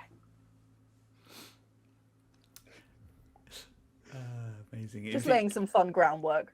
Yeah. Amazing. Ashling planting seeds of chaos in case Rock comes back. I think as you step away, Eugene, you kind of turn to go back up the gangplank, and We're all like, no. and everybody, probably except for Toby, kind of suddenly looks busy. Toby just stands like that. Can I turn Toby's head like that bit in Jurassic Park? It's like, let's look this way. Oh dear. The ship is made ready. The sails are furled. The Aether engine is prepared, and you disembark, heading into the skies. It's a nice clear day. It's going to take you probably a day and a half to get to this island. It's quite far north. It is also quite cold, so Sudar hands out some of the winter clothing that they asked Uncle Perb to provide for you all. I'm going to wear my big colourful scarf that I bought ages ago. Oddly enough, the only person who's actually ready for this is Toby, whose jacket is ready for winter, being local. Nice. You have to, you kind of, as you go past, you pull away from Malwind, and you kind of see the forest kind of going to your left behind you as you head north, getting smaller, and you see a lot of patrol ships coming towards you. Sudar slows down, allows them to see who you are. There is an exchanging of information. There's like with mirrors and in sunlight. Swapping insurance details. Basically just letting each other know who they are. So the patrol boats, he seems to... Wait, I'm just picturing like ASL. Well, as they get closer, there is a few of the crew who do use things like sign language to kind of ask the crew of the other ship what the weather is like ahead and what travel is like. Are there any dangers to be aware of? Some of the more dramatic crew exchange messages through interpretive dance. It's true. Love. But the general gist is that Sudar kind of tells you is that they needed to check that you were supposed to be there. They are happy that you are no threat, and you are allowed to carry. So they know that you are heading to the Isle of Wrecked. The bugbear, Paprika, gets very excited and disappears below deck very quickly and comes back and then kind of leans off of one of the ropes with tied through and just starts jotting this thing down that another ship's chef is signing them. Oh my god! Paprika's got a solid 8 out of 10 on my how much will they tolerate Ashling chart. So. And then they disappear below deck. Clearly they have a new recipe that they want to try out on you all. Try out on? Yeah. Welcome to being cooking with a bugbear. Get subjected to food. Yeah. To be fair, everything that Paprika has prepared you has been lovely. Some of it's been a bit odd. Some questionable choices of replacements, but it's all been good. Nothing has made you ill. Good. Of course, you can substitute sugar and salt. You have quite a clear sail for the best part of the first day. And then it gets a little colder, and as the night comes on, and frost starts to form on the edge of the bridge. Sudar gives Sid some instructions, and he changes some of the flow. The ship slows down a little bit. It's okay, because you've got time.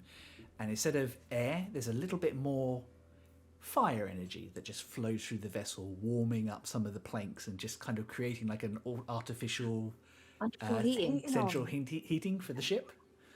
Underfloor heating. That's fancy. But it does cost you speed to do that. Toby's just like, wow, this ship is amazing. In this economy, you put the heating on? I know. Wow. Do any of you stay up through the night, or do you let the crew just do their thing? Toby stays up quite late, just literally fascinated with everything they can see from there and the sky and the fact that they are on this ship moving and getting further and further away from anywhere they've known. They're just beyond excited. So I think they're just running around a lot, looking at things and pointing at stars and talking to anyone who's even vaguely nearby, going, that one, look at that one. That one's so bright from here. And I think it's fair to say, like, you've gone up to the top of the canopy a lot in your time, and you have seen the sky clear of obstruction, but not like this, not horizon to horizon like this. And to see the sky shield beneath you properly, like without having to climb to the base of the roots, is also quite fascinating.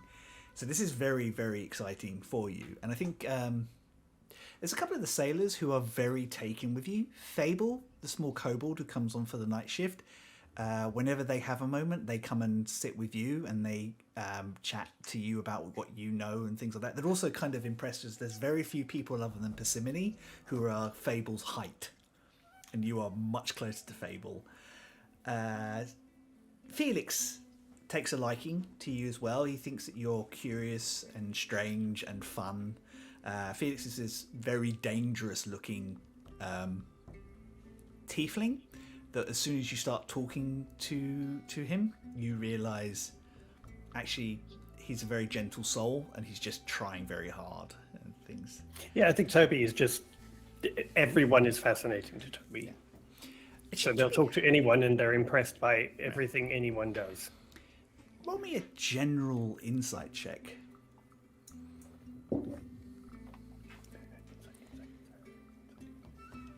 Oh, bloody hell. Okay. 22. A 22. Yes. You kind of cast around and kind of get a sense of the crew that are around. Most of them are pretty much who they say are. There's a little bit of bravado, like so, particularly for some of the male members. Sudar is a genuinely gentle person who is very fatherly and really does want to take care of this crew and the two people he's now employed by. The one you can't get a read on is Dutch, the Herringon, who hides everything behind his prickly shell.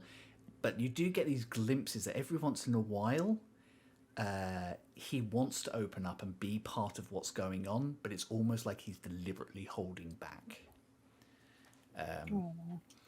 I think when I have a conversation with Dutch, I think Toby's just going to, at some point, if Dutch is there and Toby is nearby alone, we'll just say,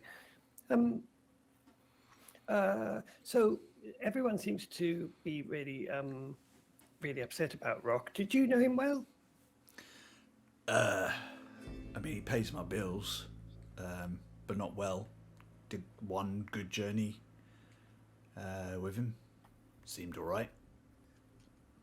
No, two. Sounds like he was quite nice. Beautiful eulogy. Yeah. Oh, Akiza got to know him better. She sparred with him a couple of times. She seemed to quite like him, and she doesn't like many people, so that's a good sign, if there's anything. It's a good sign she doesn't like many people? It's a good sign. If she spent that much time with him, it's a good sign that she wanted to. It means that he was worth spending time with. Got it. Okay. Don't see many tabaxi of your kind out this way. How'd you come here? Well, I've kind of lived in the Druids' Enclave most of my life, so that's kind of home, and so I haven't really been many places, so I don't know many of the tabaxi that are in other places, but that's why I'm going now, and hopefully I'm going to see lots of places and meet lots of tabaxi, so... Right. Well, you're in luck. You're going to Rect. Leolin are in Rect. They're interesting. Cool. No way! Just... Oh, that's cool. Just watch your manners with them. They can be gruff. Oh shit, Toby. I'm sure it'll be fine. I'm sure you'll be fine as well. I hear they don't actually eat people anymore. And then with that, he just wanders off. I think it takes you a good solid minute to realise that he was teasing you, but it was that so out of left field from everything else that you've had from him all day. I think Toby's just like that, making notes going, he does have a sense of humour. And then I think we'll just go quietly down and see if Aisling or Eugene are still awake. If they're not, we'll just quietly go to sleep. Yeah. There's guest quarters which have been provided for you. Going to get on ahead and turn around a few times and then settle down. Perfect. I think Aisling's not, unless Alabaster has turned off her sleep thing again. Yeah, Disabled. She's gonna stay awake. Yeah. She'll stay awake, but I think she'll sort of be having a little moment by herself, just going through her sketchbook and like maybe there's some doodles that she did of Rock in there. And she's just having a look at them. All the recovered ones that you didn't give him of him in various forms of being a dragon killing bees. Yeah, that. And you happen to know that in his room that he put some of them up on the wall if you wanted to go and look at them. No, I think that would make her cry too much. She's going to stay in her room. Also, if you mess up his room, he's going to haunt you. He'll fucking know. Even if I open the door, he'll be like, this is different. He has that level of OCD. Amazing. Morning comes round. You're woken reasonably early by the sound of the day shift taking over and the smell of Paprika putting together a hearty breakfast of things that they picked up in Malwind. Sudar gently knocks on Eugene's door. Sorry to interrupt. We should be in Rect by about lunchtime, roughly. We lost a little speed because it was very cold last night, but we'll keep going. Also, Paprika says you must both eat and not to argue. Yep. So, yes, I will go do my duty. You know where I am if you need me. Thanks. He wanders off. His tail just kind of brushing your leg as he kind of goes, just like sort of like gentle sort of touch of I'm here. Kind of quite stalwart and quiet character, but he has ways of showing that he cares. You are Aisling. You hear this conversation. I don't think, having been on more journeys with you than Eugene, I think Sudar knows he doesn't even need to wake you up. You'll just appear when you're ready. Yeah. But he does knock on Toby's door and let you know that breakfast is soon. Okay, good. What's for breakfast? You have to ask Papika. Oh, okay, that's the big one, right? Mm-hmm. Okay. Okay, thanks.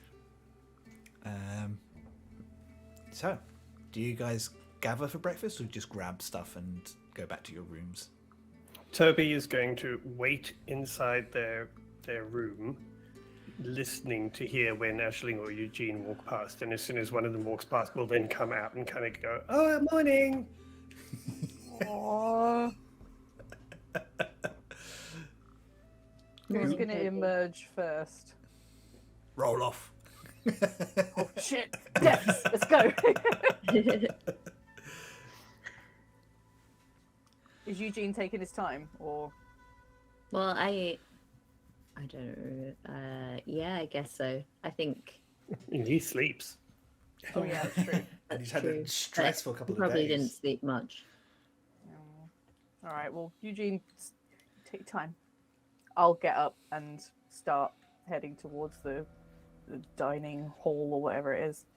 Morning. And oh, shit. Hello. Sorry, made me jump. Sorry. I didn't mean to make you jump. I was just on my way to Oh, breakfast. okay.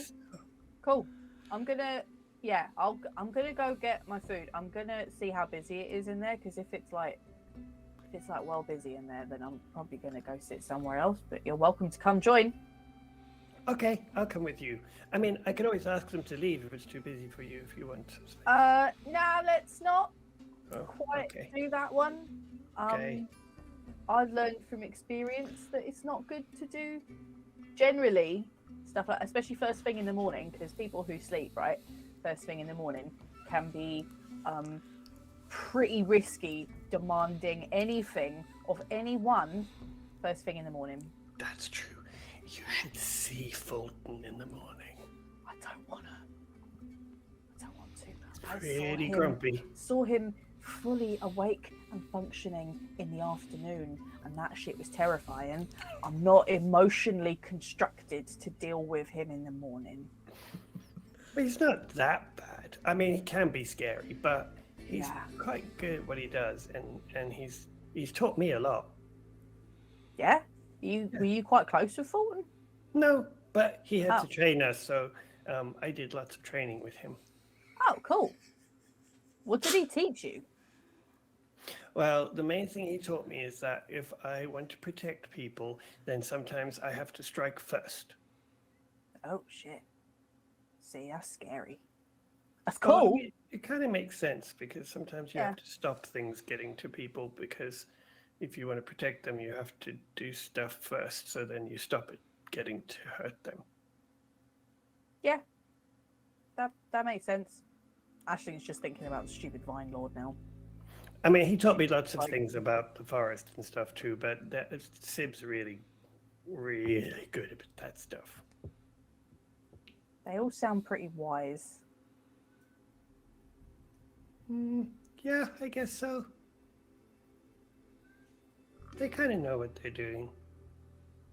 I mean, when it comes to the forest, I don't think they'd know what they were doing on an airship. I don't think they need to. That's I true. mean, it's right. Plot twist: we don't fucking know what we're doing on the airship, but the rest of them do, so that's okay. None of us know how to work it. But there's a lot of things and pieces and moving things and quite a lot of people as well. Yeah. Yeah, so we do the things when the airship stops and we sort of pay for some of it. That's our job. Okay. Got it. Yeah. Right, okay, let's go. Let's get some brekkie. Have you seen Eugene? Has he woken up yet? I haven't seen him. That's right. Shh, we'll leave him. Okay. Yeah. Okay, let's go. Let's go see how busy he is. Okay, shh. Yeah. Shh. Okay. You can hear these two shushing each other in the hallway. Shh. It's not quiet shushing either. It's like shh, shh, shh, shh, shh. I think at this point you just hear the door open behind you. It's like, good morning. Morning. Try. We tried to be quiet, but I don't think either of us are very good at that. That's okay. I was already awake, honestly. Oh, okay. Did you get some sleep? Yeah. Did you? Nah, but I think Alabaster turned my thing back on again, so. Disabled sleep mode. We're going to get some breakfast.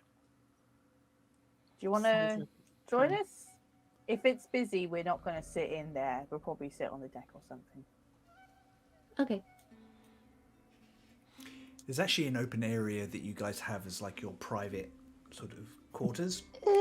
And as you step into that more open area, you notice that there is a hot pot of like a bean stew, which is on a little tiny heater, kind of with a couple of fire ether stones underneath to keep it warm, and 3 bowls. Obviously, the crew decided that you probably wanted some privacy this morning, or you could always seek them out if you needed them. Perfect. It's not, it's not completely private. Of course, there's loads of storage stuff and maps and things that you. Yeah, but it's It's not still a room your of space, bustling yeah. people. Exactly. You can hear that the crew are busy at work outside as well, but you've been left to your own devices. Cool.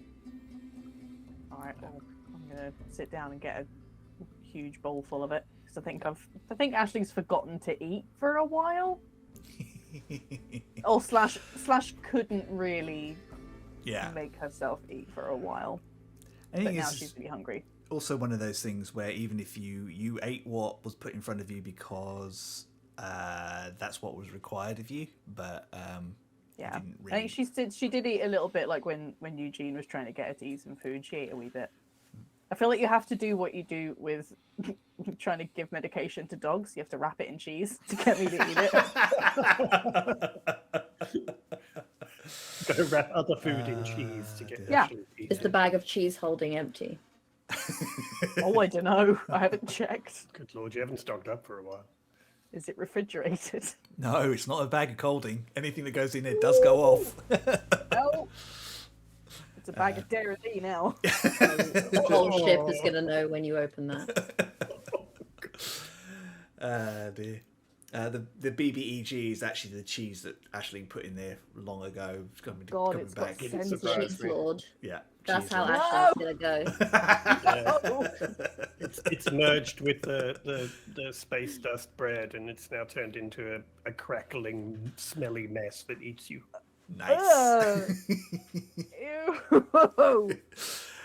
But your breakfast is very pleasant.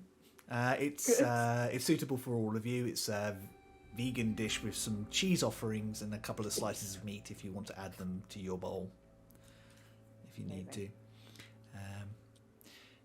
So, do you need to do anything, or are you happy to just let the crew get you to where you need to go? I think Ashling's happy just existing. I think she's quite quiet when we're eating. Her chaos energy is quite low today. Hey, Aisling. What? Toby, Is that what we're like? No. Oh, that wasn't very certain, was it? No, I got halfway through the word, and it's not a long word.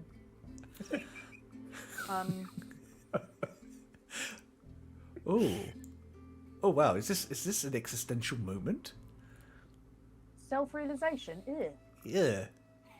I need more cheese. Cheese me. You? Wait, are you nicking it all? No, but I can taste it when you taste it. Really? Yes. Ugh. To you Weird. too. Sort of weird, like, umbilical cord situation. What the fuck are you on about? It's gross. Oh, I'm sorry. Shall you know? I just happen to keep you alive, give you That's the magic. most I just want to disturbing taste visual something. image. Honestly, I thought a demon in the head was bad enough, but that's just hideous now. Get your own food. All right, I will. And your right hand starts to move. Just like hold it down. Like, nope. Not like that. Are you okay, Ashley? Yeah. Oh. Yeah. You don't know about this, do you? Yeah. I got a. Oh wait, hold on.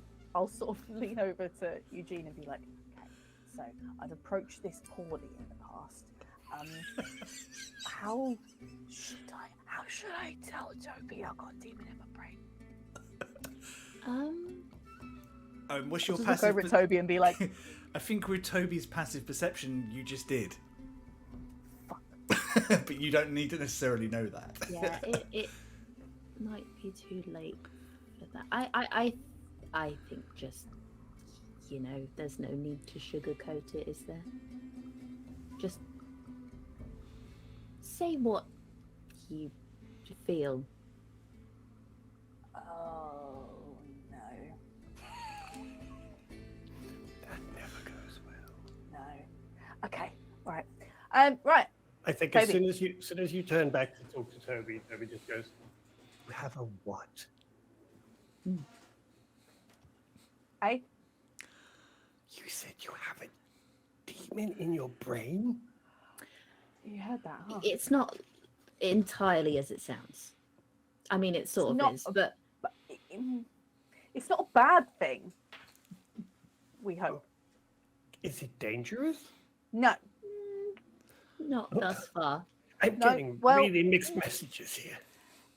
He's not. He's a good person, and it like helps us with things and keeps us alive, and is like But he also might be eggs. he's. He might be I'm gonna what? put my spoon down and leave.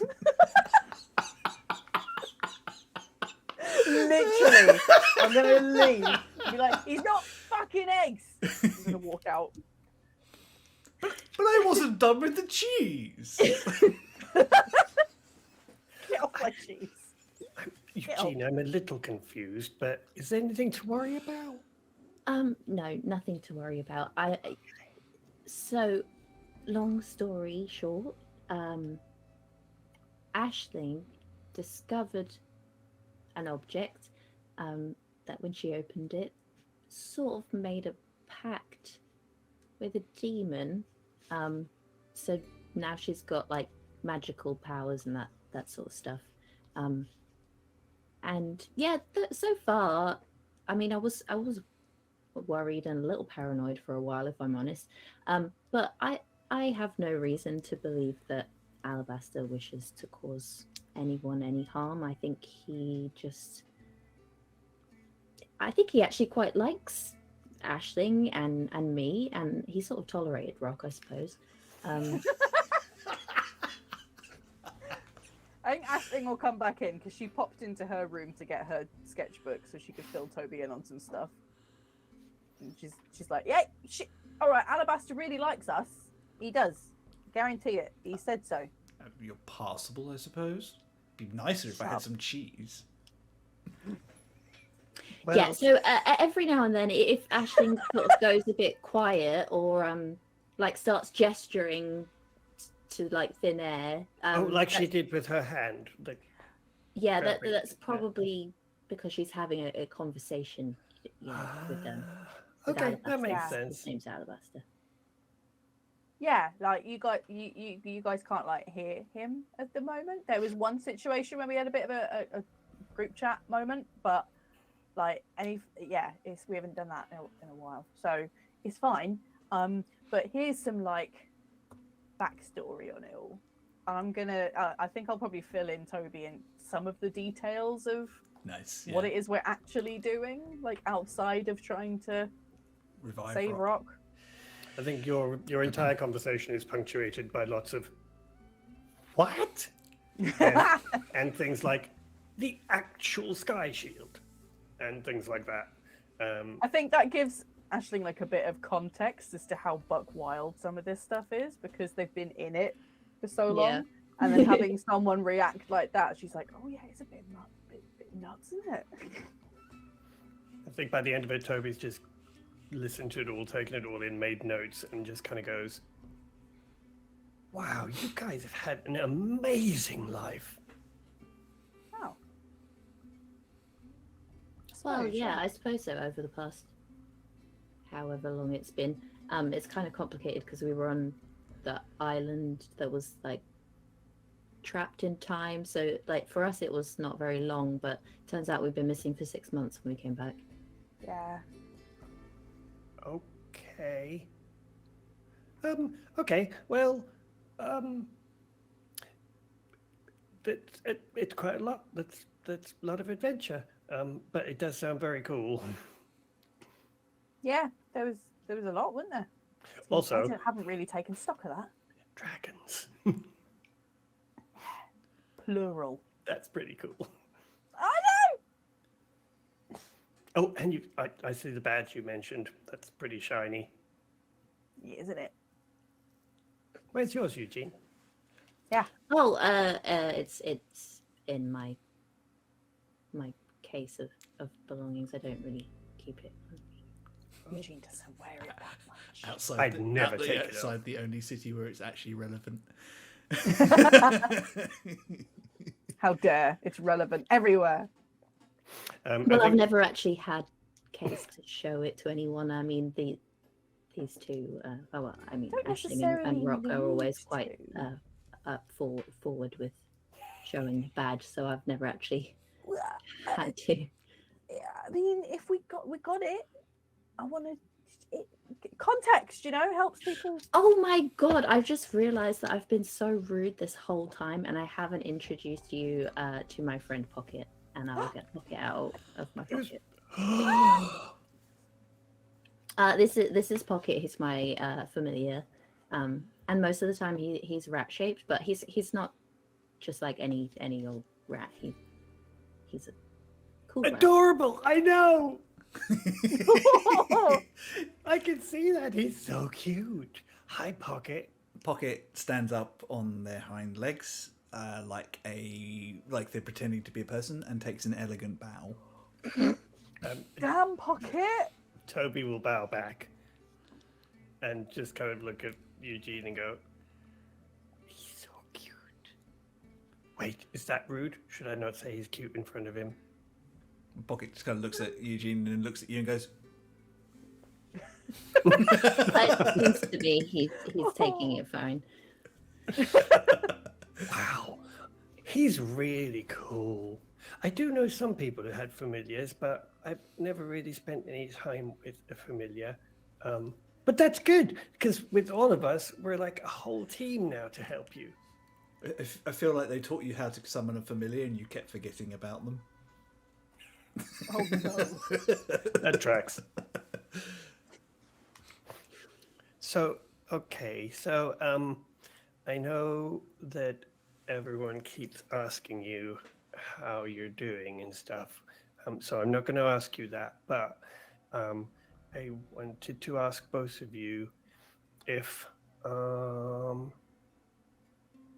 how you're is there anything I can do to make you feel better? Oh, thanks, Toby. I mean, I can't think of anything for me apart from just like, I don't know, just sticking with us. and kind of forgiving any mood swings or quietness that may come about. I can do that. Okay. But if there is anything that I can do, you just have to tell me, because I'm here to help. Honestly, I think what you're doing already is helping. What am I doing? Just, being normal. Yeah. And saying, Wow, like, I don't think saying, anyone's like, ever normal called me things. that before. Well, just Okay, like well, not just doing... like being you and Yeah. not being Okay. like I can weird do. and I can. tiptoeing around us and Yeah, because that's like, horrible. acting like- Everyone else being all weird. yeah. Well, the thing is, people are weird because they all have like a different relationship with death. It's a bit like when you have a family and some people like members of the family and others don't, and then when they all get together, some people are weird around them and other people are fine. It's kind of the same thing. People just have a different relationship with death, so they don't know how to act around you because they don't know what your relationship is, and some of them are not on great terms with it. It's kind of a good way of putting it. That makes a lot of Yeah. sense. But I get it. They do act a bit weird. I just prefer your approach.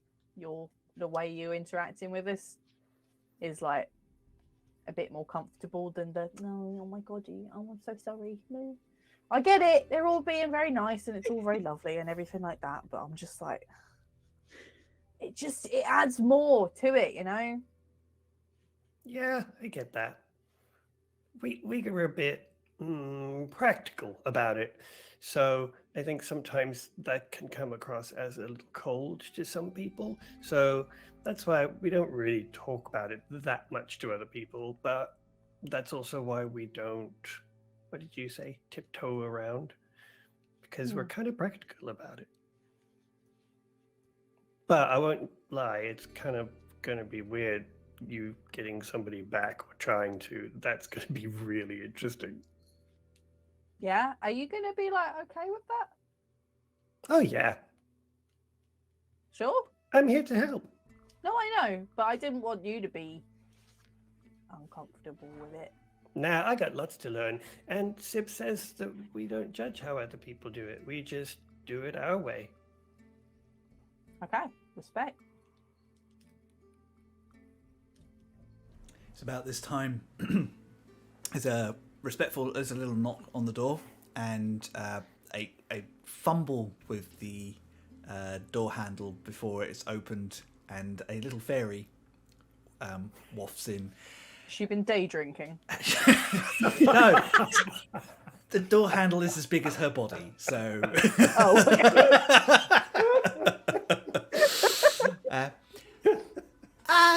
Good morning, and well, actually, it's nearly afternoon, and we are nearly at the destination. And the captain said, "Would you like to come on deck so you can see where we are arriving to?" Yes. I mean, yes. Well, very good. I am not carrying all that. I'll get Paprika to do it. That's what they're there for. And drifts back out like their little wings. Okay, let's go have a look then. I think at this point Eugene is like, I'll be right with you. I think to Aisling he says, I think it's time that I sent that message. Or to Rock's sister. Yeah.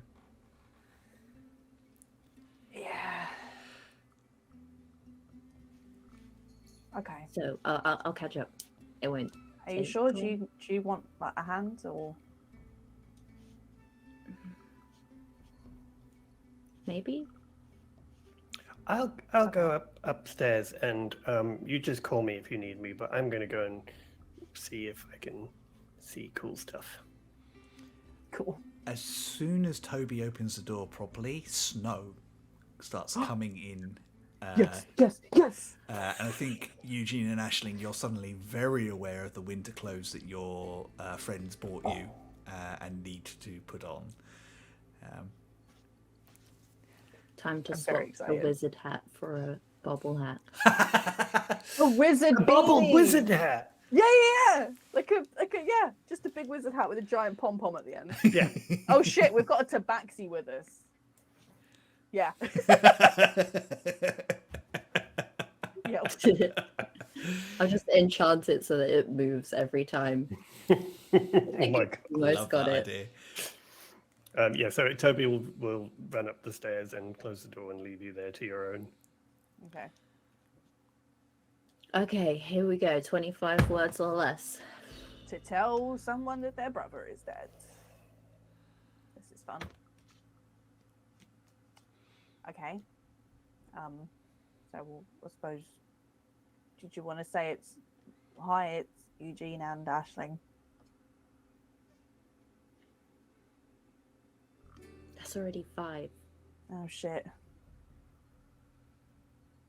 Okay.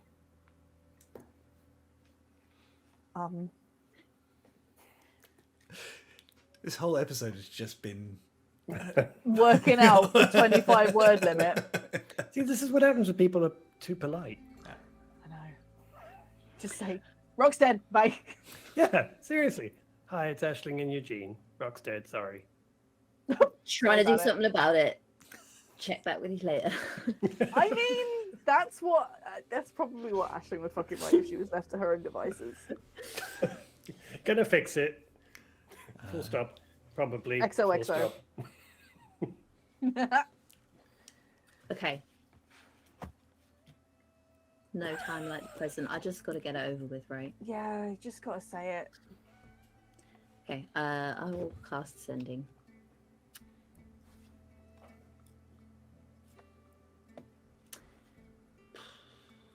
Okay. Amber, No. it's Eugene.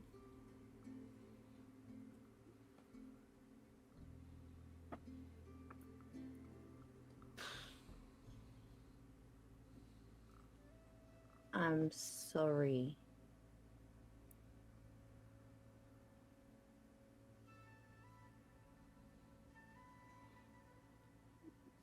We were on mission.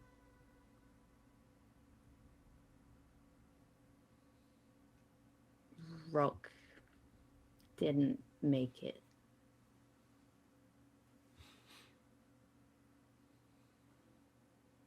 How many words do I have left? 7. 12. I think, yeah.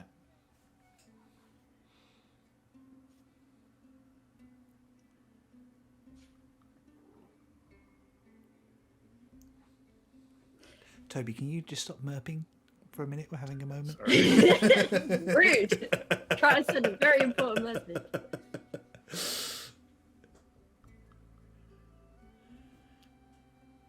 We will do everything we can to bring him back. You have my word. Okay. I think I miscounted that, but that's my fault, so that all gets to go off. There is a moment that goes on probably much longer than you The it three probably dots. does. Yeah, it's one of those. It could be a minute, it could be an hour. Time stretches that way as you kind of almost hold your breath waiting for Camber's reply. I think he had literally holds Ashlyn's hand the whole time. Yeah. I see. Thank you for letting me know. Please let me know what you are doing. I will head to Cloud's Cairn. Please bring him back.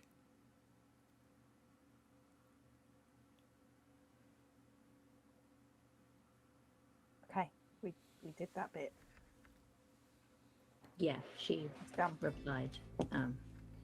Yeah. What is? Okay. She's gonna go to Cloud's Cairn. Okay. All right. Okay. We did what we needed to do. It's not our responsibility to like fix. I did do the right right now. thing, right? Yes. Okay. Yes. I think it is the right thing, and it can suck because it's not nice making someone feel a bad feeling, but it's not. I don't know.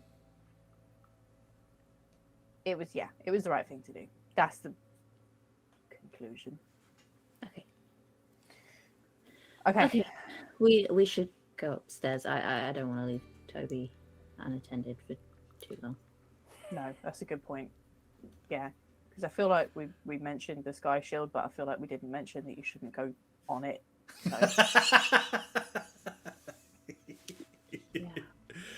I mean, I'd like to think that was a given, but Well, you'd think. All right, let's go. You make your way onto deck. So above the normal duties, currently one of the duties that you can see several of the members of the crew doing is sweeping the heavy amounts of snow which are catching on parts of the ship. That gentle red thrum where the circuits are is still glowing, fighting off most of it, but it's still catching on like some of the outer areas.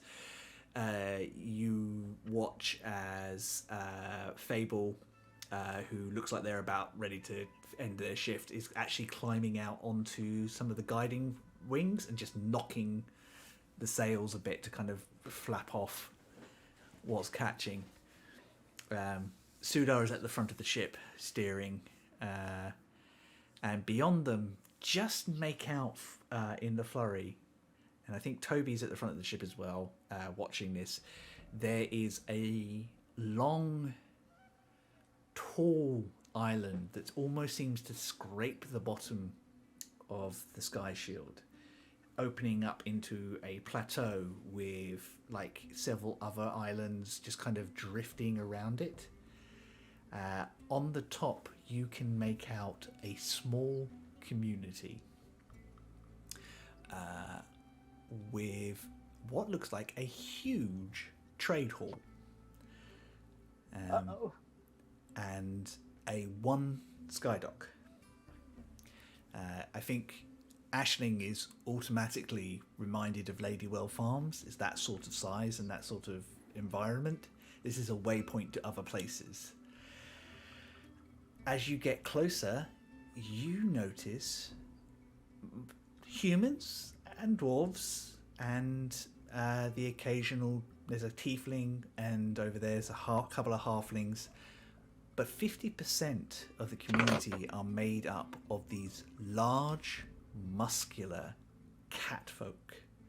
The men all have fiercely proud manes which they wear in braids tied down to their waist. The women, oddly enough, slightly bigger than their men. Menfolk are carrying out just the same sort of duties and having this lovely sort of like quite gentle relationship. Occasionally you do see, as you kind of get close, there's little bits of competition, like somebody will say something, then two of them will do a sprint across this island, or one of them will argue with somebody and then a fist is thrown, but it's all broken up very quickly. Damn. Sudar kind of goes, if it was all the same to you, I will stay on ship for this one. Yeah. That's fair. You are guided into the dock. It's by quite an efficient team of people. Small, but they seem to know what they're doing. A large, tawny-furred lion woman comes on board. I am Inspector Fral. What brings you to us? And what are you offering the community? How big is Who's she? just got here? Big. She's like 6.5 foot tall. I think as soon as she steps on, Toby's just like, wow, you're big. Oh, Thank you, little one. You're welcome. Good start. She kind of looks over and she goes, "You are not a trading vessel. What is your business?" no. We're not staying long. We're meeting a friend. I think Ashling's very, very suddenly aware of how much Rock did the diplomacy. Yep. And now all of a sudden it's these fucking 3 idiot children that are like, please don't kill us. We're just doing a thing. Please don't kill us. Sudar speaks up and goes, "We are just dropping off and picking up a passenger, I think. Is that correct? And then we will be our way. Maybe 2-3 hours tops. Yes. Or how long you say?" Well, I'm not sure when they'll be arriving. Honestly, hopefully soon. But I'm sure it will be quite obvious when they're here. She doesn't disguise her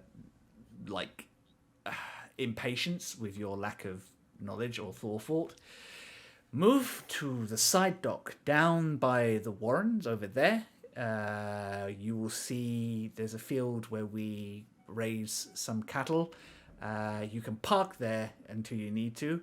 It is 2 gold a day, and we expect you to spend money in the inn or the market hall. Okay. Right. Okay. Um, Thanks. She goes, "Good. Welcome to Reshk." And she looks at little cat. Bye. Wow, she's really scary. Yeah. Yeah. So she Yeah. likes 1/3 of the group so far. That's usually how it goes. Yeah.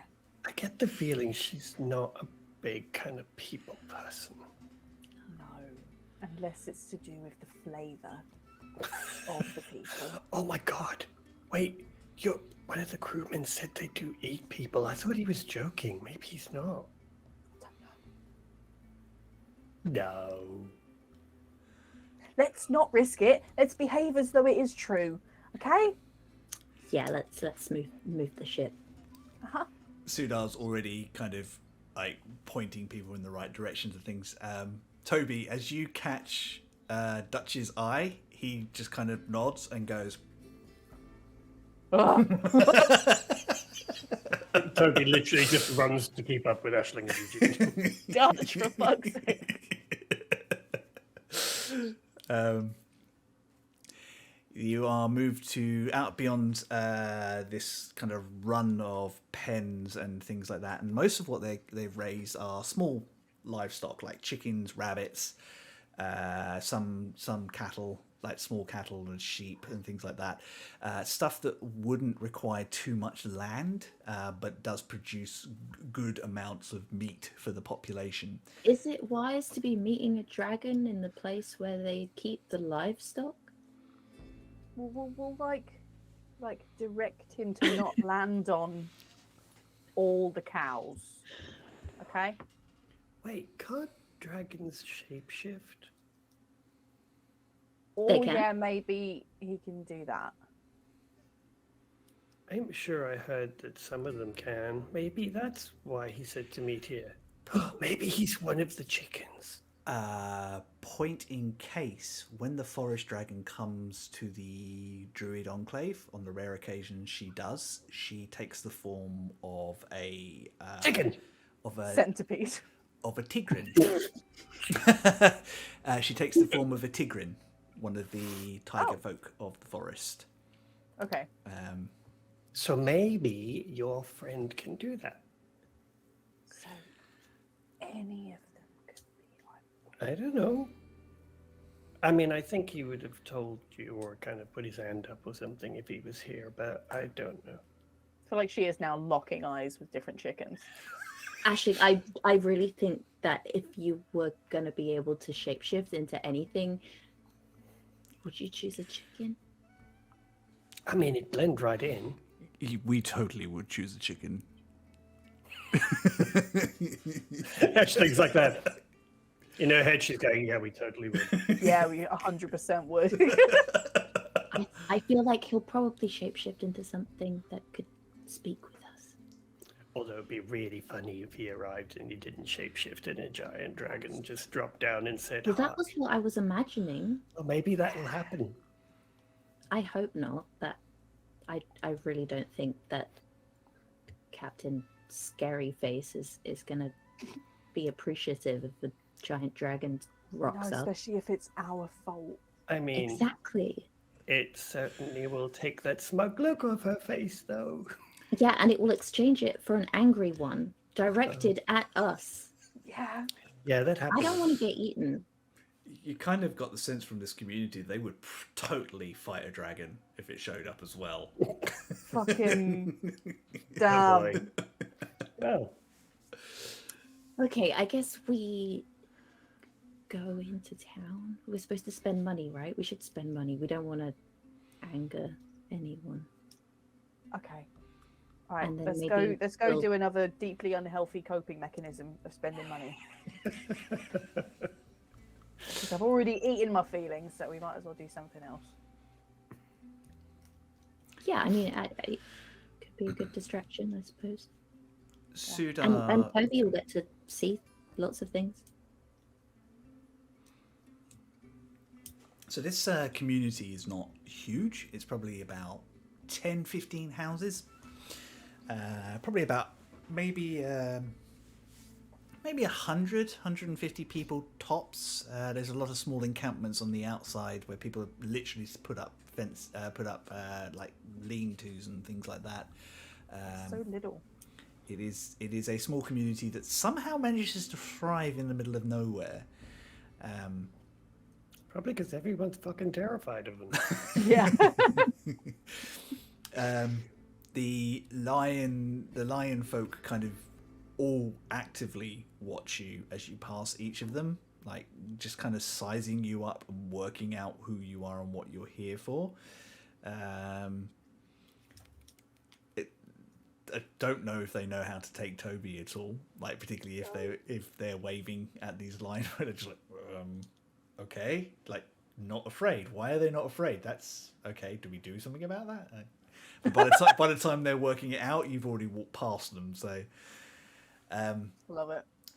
Sudar kind of does get some of the crew to kind of take some of the trade goods and see if they can sell them at the trade house in the center, which also doubles as the inn, as well as is often the case in places like this. So you can drink at the same time. Exactly. You know, make good decisions whilst drunk. Oh, excellent decisions. There's 50% of them are lion, and the humans are a lot more friendly, but they are also very hardy people. They kind of they're quite big people. You do get the impression that some of them are closer to city-born than human, and probably have Leonine blood in them from generations back and things. So but they are friendlier, a bit warmer, happy to see outsiders, interested in whatever you've got to trade. And you make your way to the trade house, which is really the only place that you can go. In the trade house, it is chaos. There is stuff everywhere. Nothing is alphabeticalized or organized in any way, shape, or form. People have literally just bought it in and dumped it where they bought it. My house. There's grain next to weapons. There's potions sitting next to clothing. All sorts Eugene shaking their Eugene head. hates it. Eugene dislikes this. Yep. And in the middle of it is the single gnome you've seen in this place. She has fiery red hair, big ears, which are ever so slightly fluffy on the end, a broad freckled nose, and bright bright green eyes, and she laughs. She's laughing with a lion man who is kind of just leaning, trying to chat her up. And she just kind of like pats him on the head and goes, maybe when you're a little older, tiny cub. So, dinner table, shopping deal? I've got 3 new faces here that I've not seen before. My name is Hi. Kelly Brightheart. Welcome to my trading post. Oh, is this all yours? Yes, all of it. Purchased or traded or all for sale. Even there's a joke about even the building itself, but nobody can afford that yet. So how can I help you today? Some food, some wine, do a good ale, and despite the grumpy looks the lions give you, they do like your coin. Okay. Well, we've only just got here, so what would you recommend? Well, I recommend for weary travellers like yourself that you sit yourself down and have a warm soup with some bread, and get yourselves ready for the day. I mean, that does sound really good. What is with how freezing it is outside? That does sound. Oh, that's just quite the time nice. of year. It's going to get colder before it gets warmer. Ashling hates it. Charlie obsessed Loves with it, it. yeah. Ashling hates it. Sorry. What is the soup made of? I think it's a root vegetable soup this morning. But if you get to it now, otherwise, the closer it gets to when the locals want it, the more meat goes into it. Did you have a preference, Toby?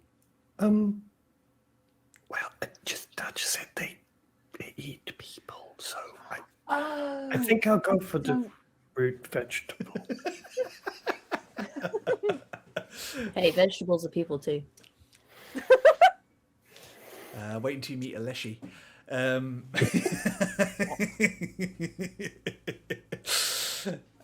So she kind of guides you through and sits you down at and literally she actually clears a box off of a table and pulls up a couple of chairs and makes a space for you amongst Love all it. this chaos. And don't worry about that. And she kind of there's a box of looks like a bramble wine or something like that. Those are 2 silver apiece, by the way, if you are interested in those, or if you want to have one here, they're 5 copper a glass. Yeah, I could actually do with a glass of wine. You are kind of presenting. You literally are in I think you're sat around this, the 3 of you, and I think Aisling being the the kind of most space taking of the 3 of you, you're kind of very aware of the fact there is a shelf right here, and you kind of look over once, and there's a strange carved monkey figure like this. And this place is fascinating, and most of it is crap, but you have this feeling if you have the time to investigate, you might actually find a gem or 2. Oh, it sounds like my favourite kind of shop, IRL. Yeah. So, yes, it doesn't take long. She brings you each a bowl of this soup, which is kind of quite ruddy and definitely made mostly with tomatoes and potato and parsnips and things like that. It's very thick and very hearty. So, what brings you here? What are you here for?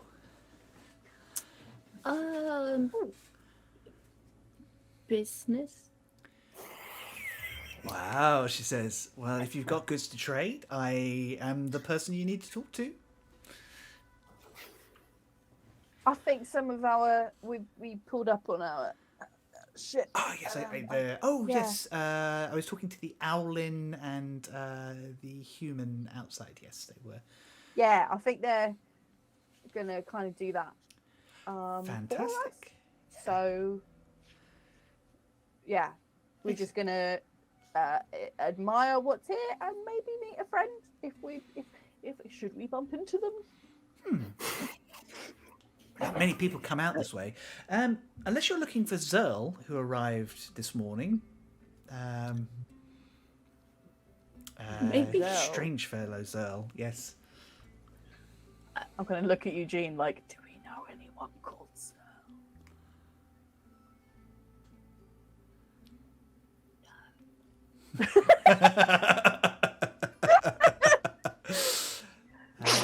You remember Zerl. Half-orc fellow, very striking. I don't remember Zell. When did we meet Zell? Never met Zerl. Never met anybody called Oh. Zerl. Oh, okay. That was Kelly saying, you'd remember Zerl. You would remember. Oh, You I would remember I Zerl. see. Very I striking. thought you said, I thought you said remember you would Zell. remember Like, Zell. no, I don't. No, you don't. That's a new name, yeah. Oh. You would remember Zerl, said Kelly. Theo's like, I think you'll find they're not in my My notes. qualified spreadsheet that we have never. Like if it's like in character and out of character, I think that would be true. Yep. Well, you're welcome to hang around tonight. Obviously, you were probably given the dressing down by the gatekeeper about making sure that you spend coin. We bit. Yeah. We bit. Don't cause any trouble, not because we don't want any trouble, but because the whole town will probably try and stop it. Okay. Things can get very... Noted. We're really not here to cause trouble. Or I didn't think so. anything. But welcome, and you are very welcome. It's always nice to see new faces. Excuse me, and she kind of goes, I need to go and kick a human about a late delivery of eggs that they were promised this morning. You hear that, Ashley? No. Eggs. No. I hear nothing. Ooh, I could do with some eggs. No, you couldn't. You couldn't do a shit.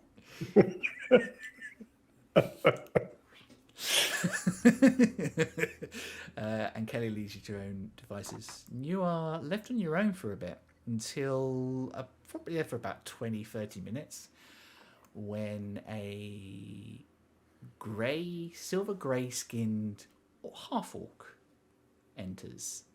And they have grown out their tusks so that it is magnificent that come out over their ears. They have, beyond that, what's also striking about them is their hair is kind of all grown out and seems to spike out in like had been really very gently crafted, so it kind of goes down and it makes this spiked mane down their back. And oddly, they are not wearing much in the way of clothing other than they need to. They are not wearing winter clothes like pretty much everybody else. They don't look like they are bothered or interested by that. This orc is serving something. I love it. They wander in, look around, nod at Kelly, slap some coin down on the counter, grunt something to her in a low voice that you can't quite make out, and then they wander straight towards you. As soon as they start heading straight towards, Toby's just going to kind of make sure that they're kind of edging their way towards, to kind of position themselves between Aisling and Eugene and the orc, but just in a very subtle, like, oh, I'm going to sit over here on the edge of the bench. Very cool. Whereas Aisling is sinking into the bench. They wander straight to your table and they're kind of towering over you. Do you mind if I sit here? Aisling briefly looks around at all the empty tables. It's like, no, it's fine. Can Toby kind of roll an inside check to see if they can figure out what's going on? Yeah.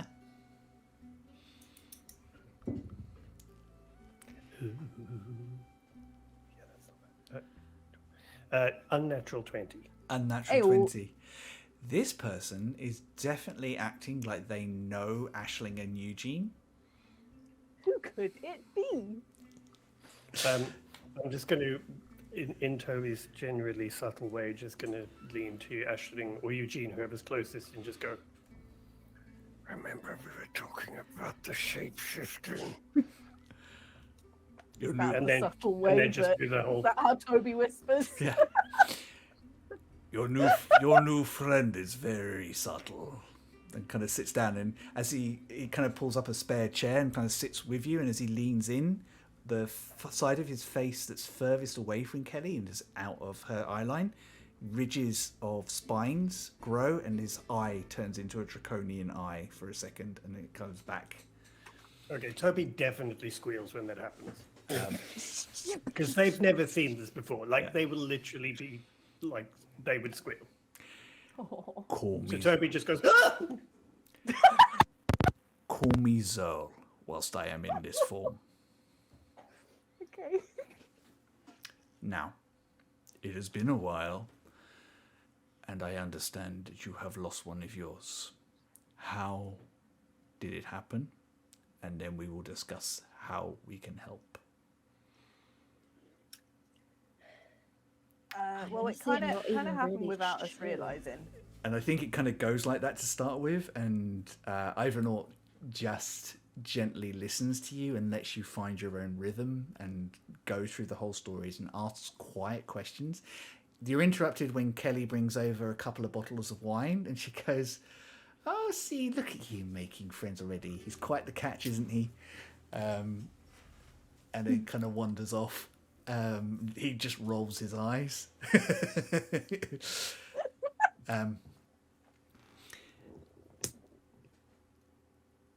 I cannot bring Rock back. I am going to put that on the table right now. But I know someone who can petition the Dragon of the East. Petition. You need a god's aid in this. I know his granddaughter. She still lives, and I have sensed her.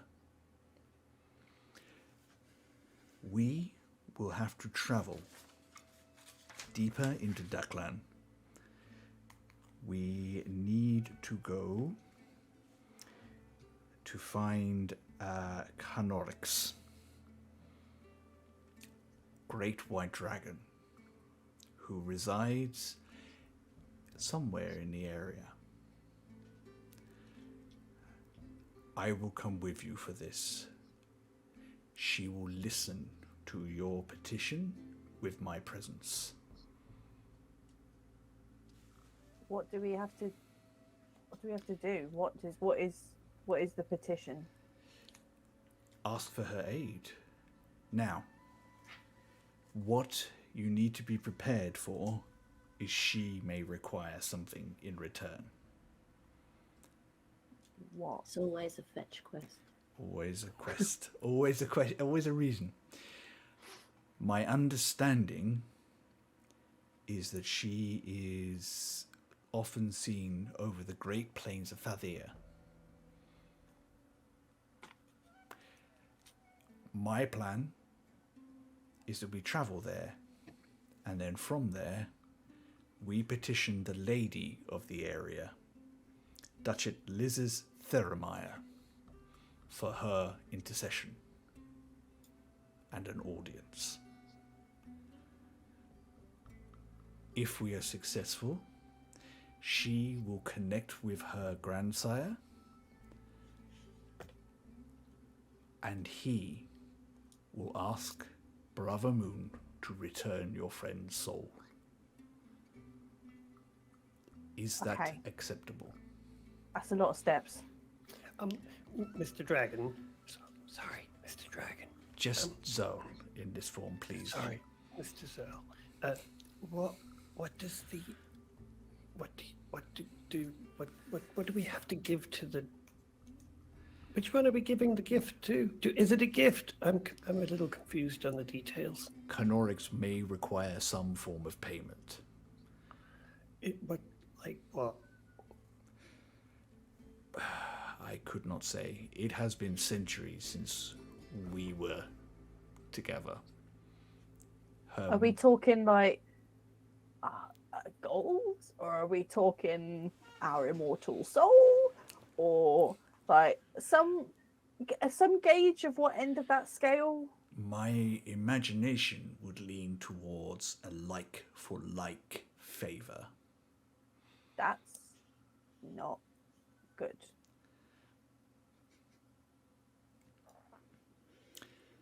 But you will have me with you. Okay. I may not be able to fetch your friend's soul, but I can help you with this. You're probably going to want a warmer coat. I'm okay with the cold. Okay. Your ship is parked below, yes? Yeah. Finish your business. I will join you on the ship, and we should head straight there. Okay. Do not be afraid. A little bit. Be cautious. Uh-huh. But she is a reasonable dragon. Okay. If it's a situation if you've got to give us a soul to have a soul, I don't feel like that's going to be a very fun moral crisis to find oneself in. No, I think it's more like she will want you to do her a favor for the favor of talking to her father. Okay, it's not going to be a favor of do a murder, is it? I could not say. Okay. Although from what I remember, you are quite effective at combat. You're quite effective at murder. I've been known. No. I've been known to do a murder. Is there anything that we need or they need before where we're going? Because while we're here, because lots of shopping thing. Like, do they need anything? I don't know where we're going. I've never been there. It is unlikely they need for much. The plains of Favir are one of the main food sources for the whole of Daklan. Okay. It is Hear that, Ashling? Plenty of cheese. one of the most what I like interesting here. places I have found. Grows wild on the plains. Oh. Oh, there's one more thing. It kind of stands up. I'll be bringing my godchildren with me. Godchildren plural. Plural. And he stands up and he's already walking towards the exit. Plural. Who has godchildren? And I think that might be a good idea for us to wrap for today, if that's okay. Unless you guys have a chance to kind of respond a little bit. No, I'm just shouting. Plural.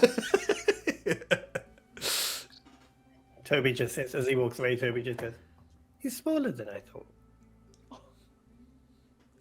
He's in his fucking slut phase, is what he is.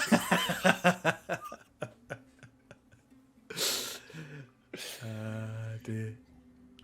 Oh, goody, you've got a whole family coming on board now. Oh God, are we gonna have to childproof it? Clothes on the corners and stuff. Wait, you Cool shall. already did that for you. Hey, You shall have to childproofing wait. can't stop me. You will have to wait until next week to see what Ivernalt means. God damn. Oh, boy. So thank you, everybody. Thank you, especially for dealing with for bearing with us whilst we had technical difficulties in the middle there. Sorry about we've overrun a little bit just to get to this point, but that's okay. Wayne, welcome, Toby. Yay. Love Toby. Toby is fun. We like Toby a lot. Well, don't get You too want attached. Rock back? Won't rock back. Guys, this has been immense fun. We are back next week with no problem. Yes. Sorry. Just to let you know, there is no stream on the 26th this month, as the four of us have an event that we are attending. But to make it up to you, because we don't want to keep doing this to you, we are going to have an extra stream on the 28th. Tuesday night for a change, which is a bit different. So if you can't make it, we completely understand, because obviously it's us changing our time. But we will give you Different, it's unusual. It's unusual, but it will be great. It just kind of helps us keep moving forward. And then we have, and I think this is news to everybody else. We have a guest joining us in March. Who I will tell you about more, because even Wayne doesn't know about this yet, which we will tell you about very soon. So keep your eyes open on our socials. So I guess what's all left for us to do is to tell you what we've got coming up, where you can find us, and we're going to start with Charlie. Oh, I'm that one. Hello. You can find all my stuff at charlievince.com. I have a sale on in my shop at the moment. If you use the discount code GOODTIMES, then you get 15% off all the things that are in my shop, because I just had to fork out an absolute fortune to get my car repaired. So I thought I'd do a little impromptu sale to try and, Adulting, it sucks. Woohoo! Yeah, so my car exploded and I needed to pay a lot of money to get it fixed.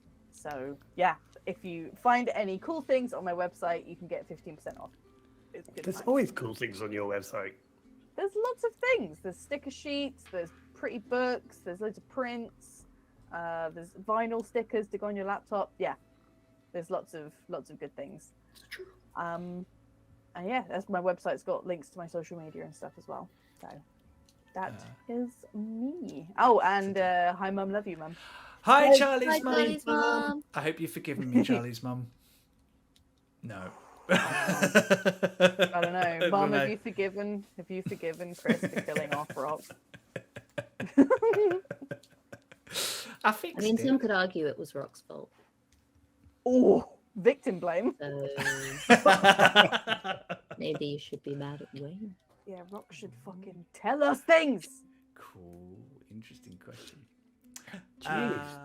Wayne, would you Talk like about to go speaking next? ill of the- Jeez. Was moving swiftly onwards. Sure. You can find me on most of the socials as WayneFix01, or if you would like to be kind and help me mostly, I am launching my new business at the end of next month, and I would really appreciate it if you would follow me at Created by Wayne on pretty much all the socials except for the one with the bird, because I don't want to be on there. But please do give me a follow on Instagram and on YouTube if you'd like to pop over there. I'm going to be creating lots of video content to help people with their up-leveling their design skills and design templates, so small creators can get their stuff out into the world. So yeah, that's all under Created by Wayne, so I would really appreciate that. And also don't forget to join us on Wednesday on Wicked Game, where I am guesting. So if you would like to pop along on Wednesday, we will be doing that. So yeah, that's it. Thanks. And thank you for everyone for being here. Oh, and also, sorry, Chris, just to go off on one. We had a phenomenal amount of views on our last episode, and I just want to say thank you to everybody for being here, and for anyone who shared it and has told people about us. Honestly, it's just such a lovely thing to have so many lovely people following us and joining us to watch. It really does mean the world to us, so I just want to say thank you. Yeah. We just need to cry more on streams, then we get more views. I mean, fair. I mean, that doesn't take much. That's a good point. Yeah, we managed to get to 225 views on last week's stream, and we so good, and we really can only thank you so much for coming and sharing your time with us and watching us play this crazy silly game that comes straight out of our heads. We love doing it for you, so we appreciate that. Thank you, Wayne, for reminding me about that. That's really cool. Theo. Hello. Hi. I am Theo.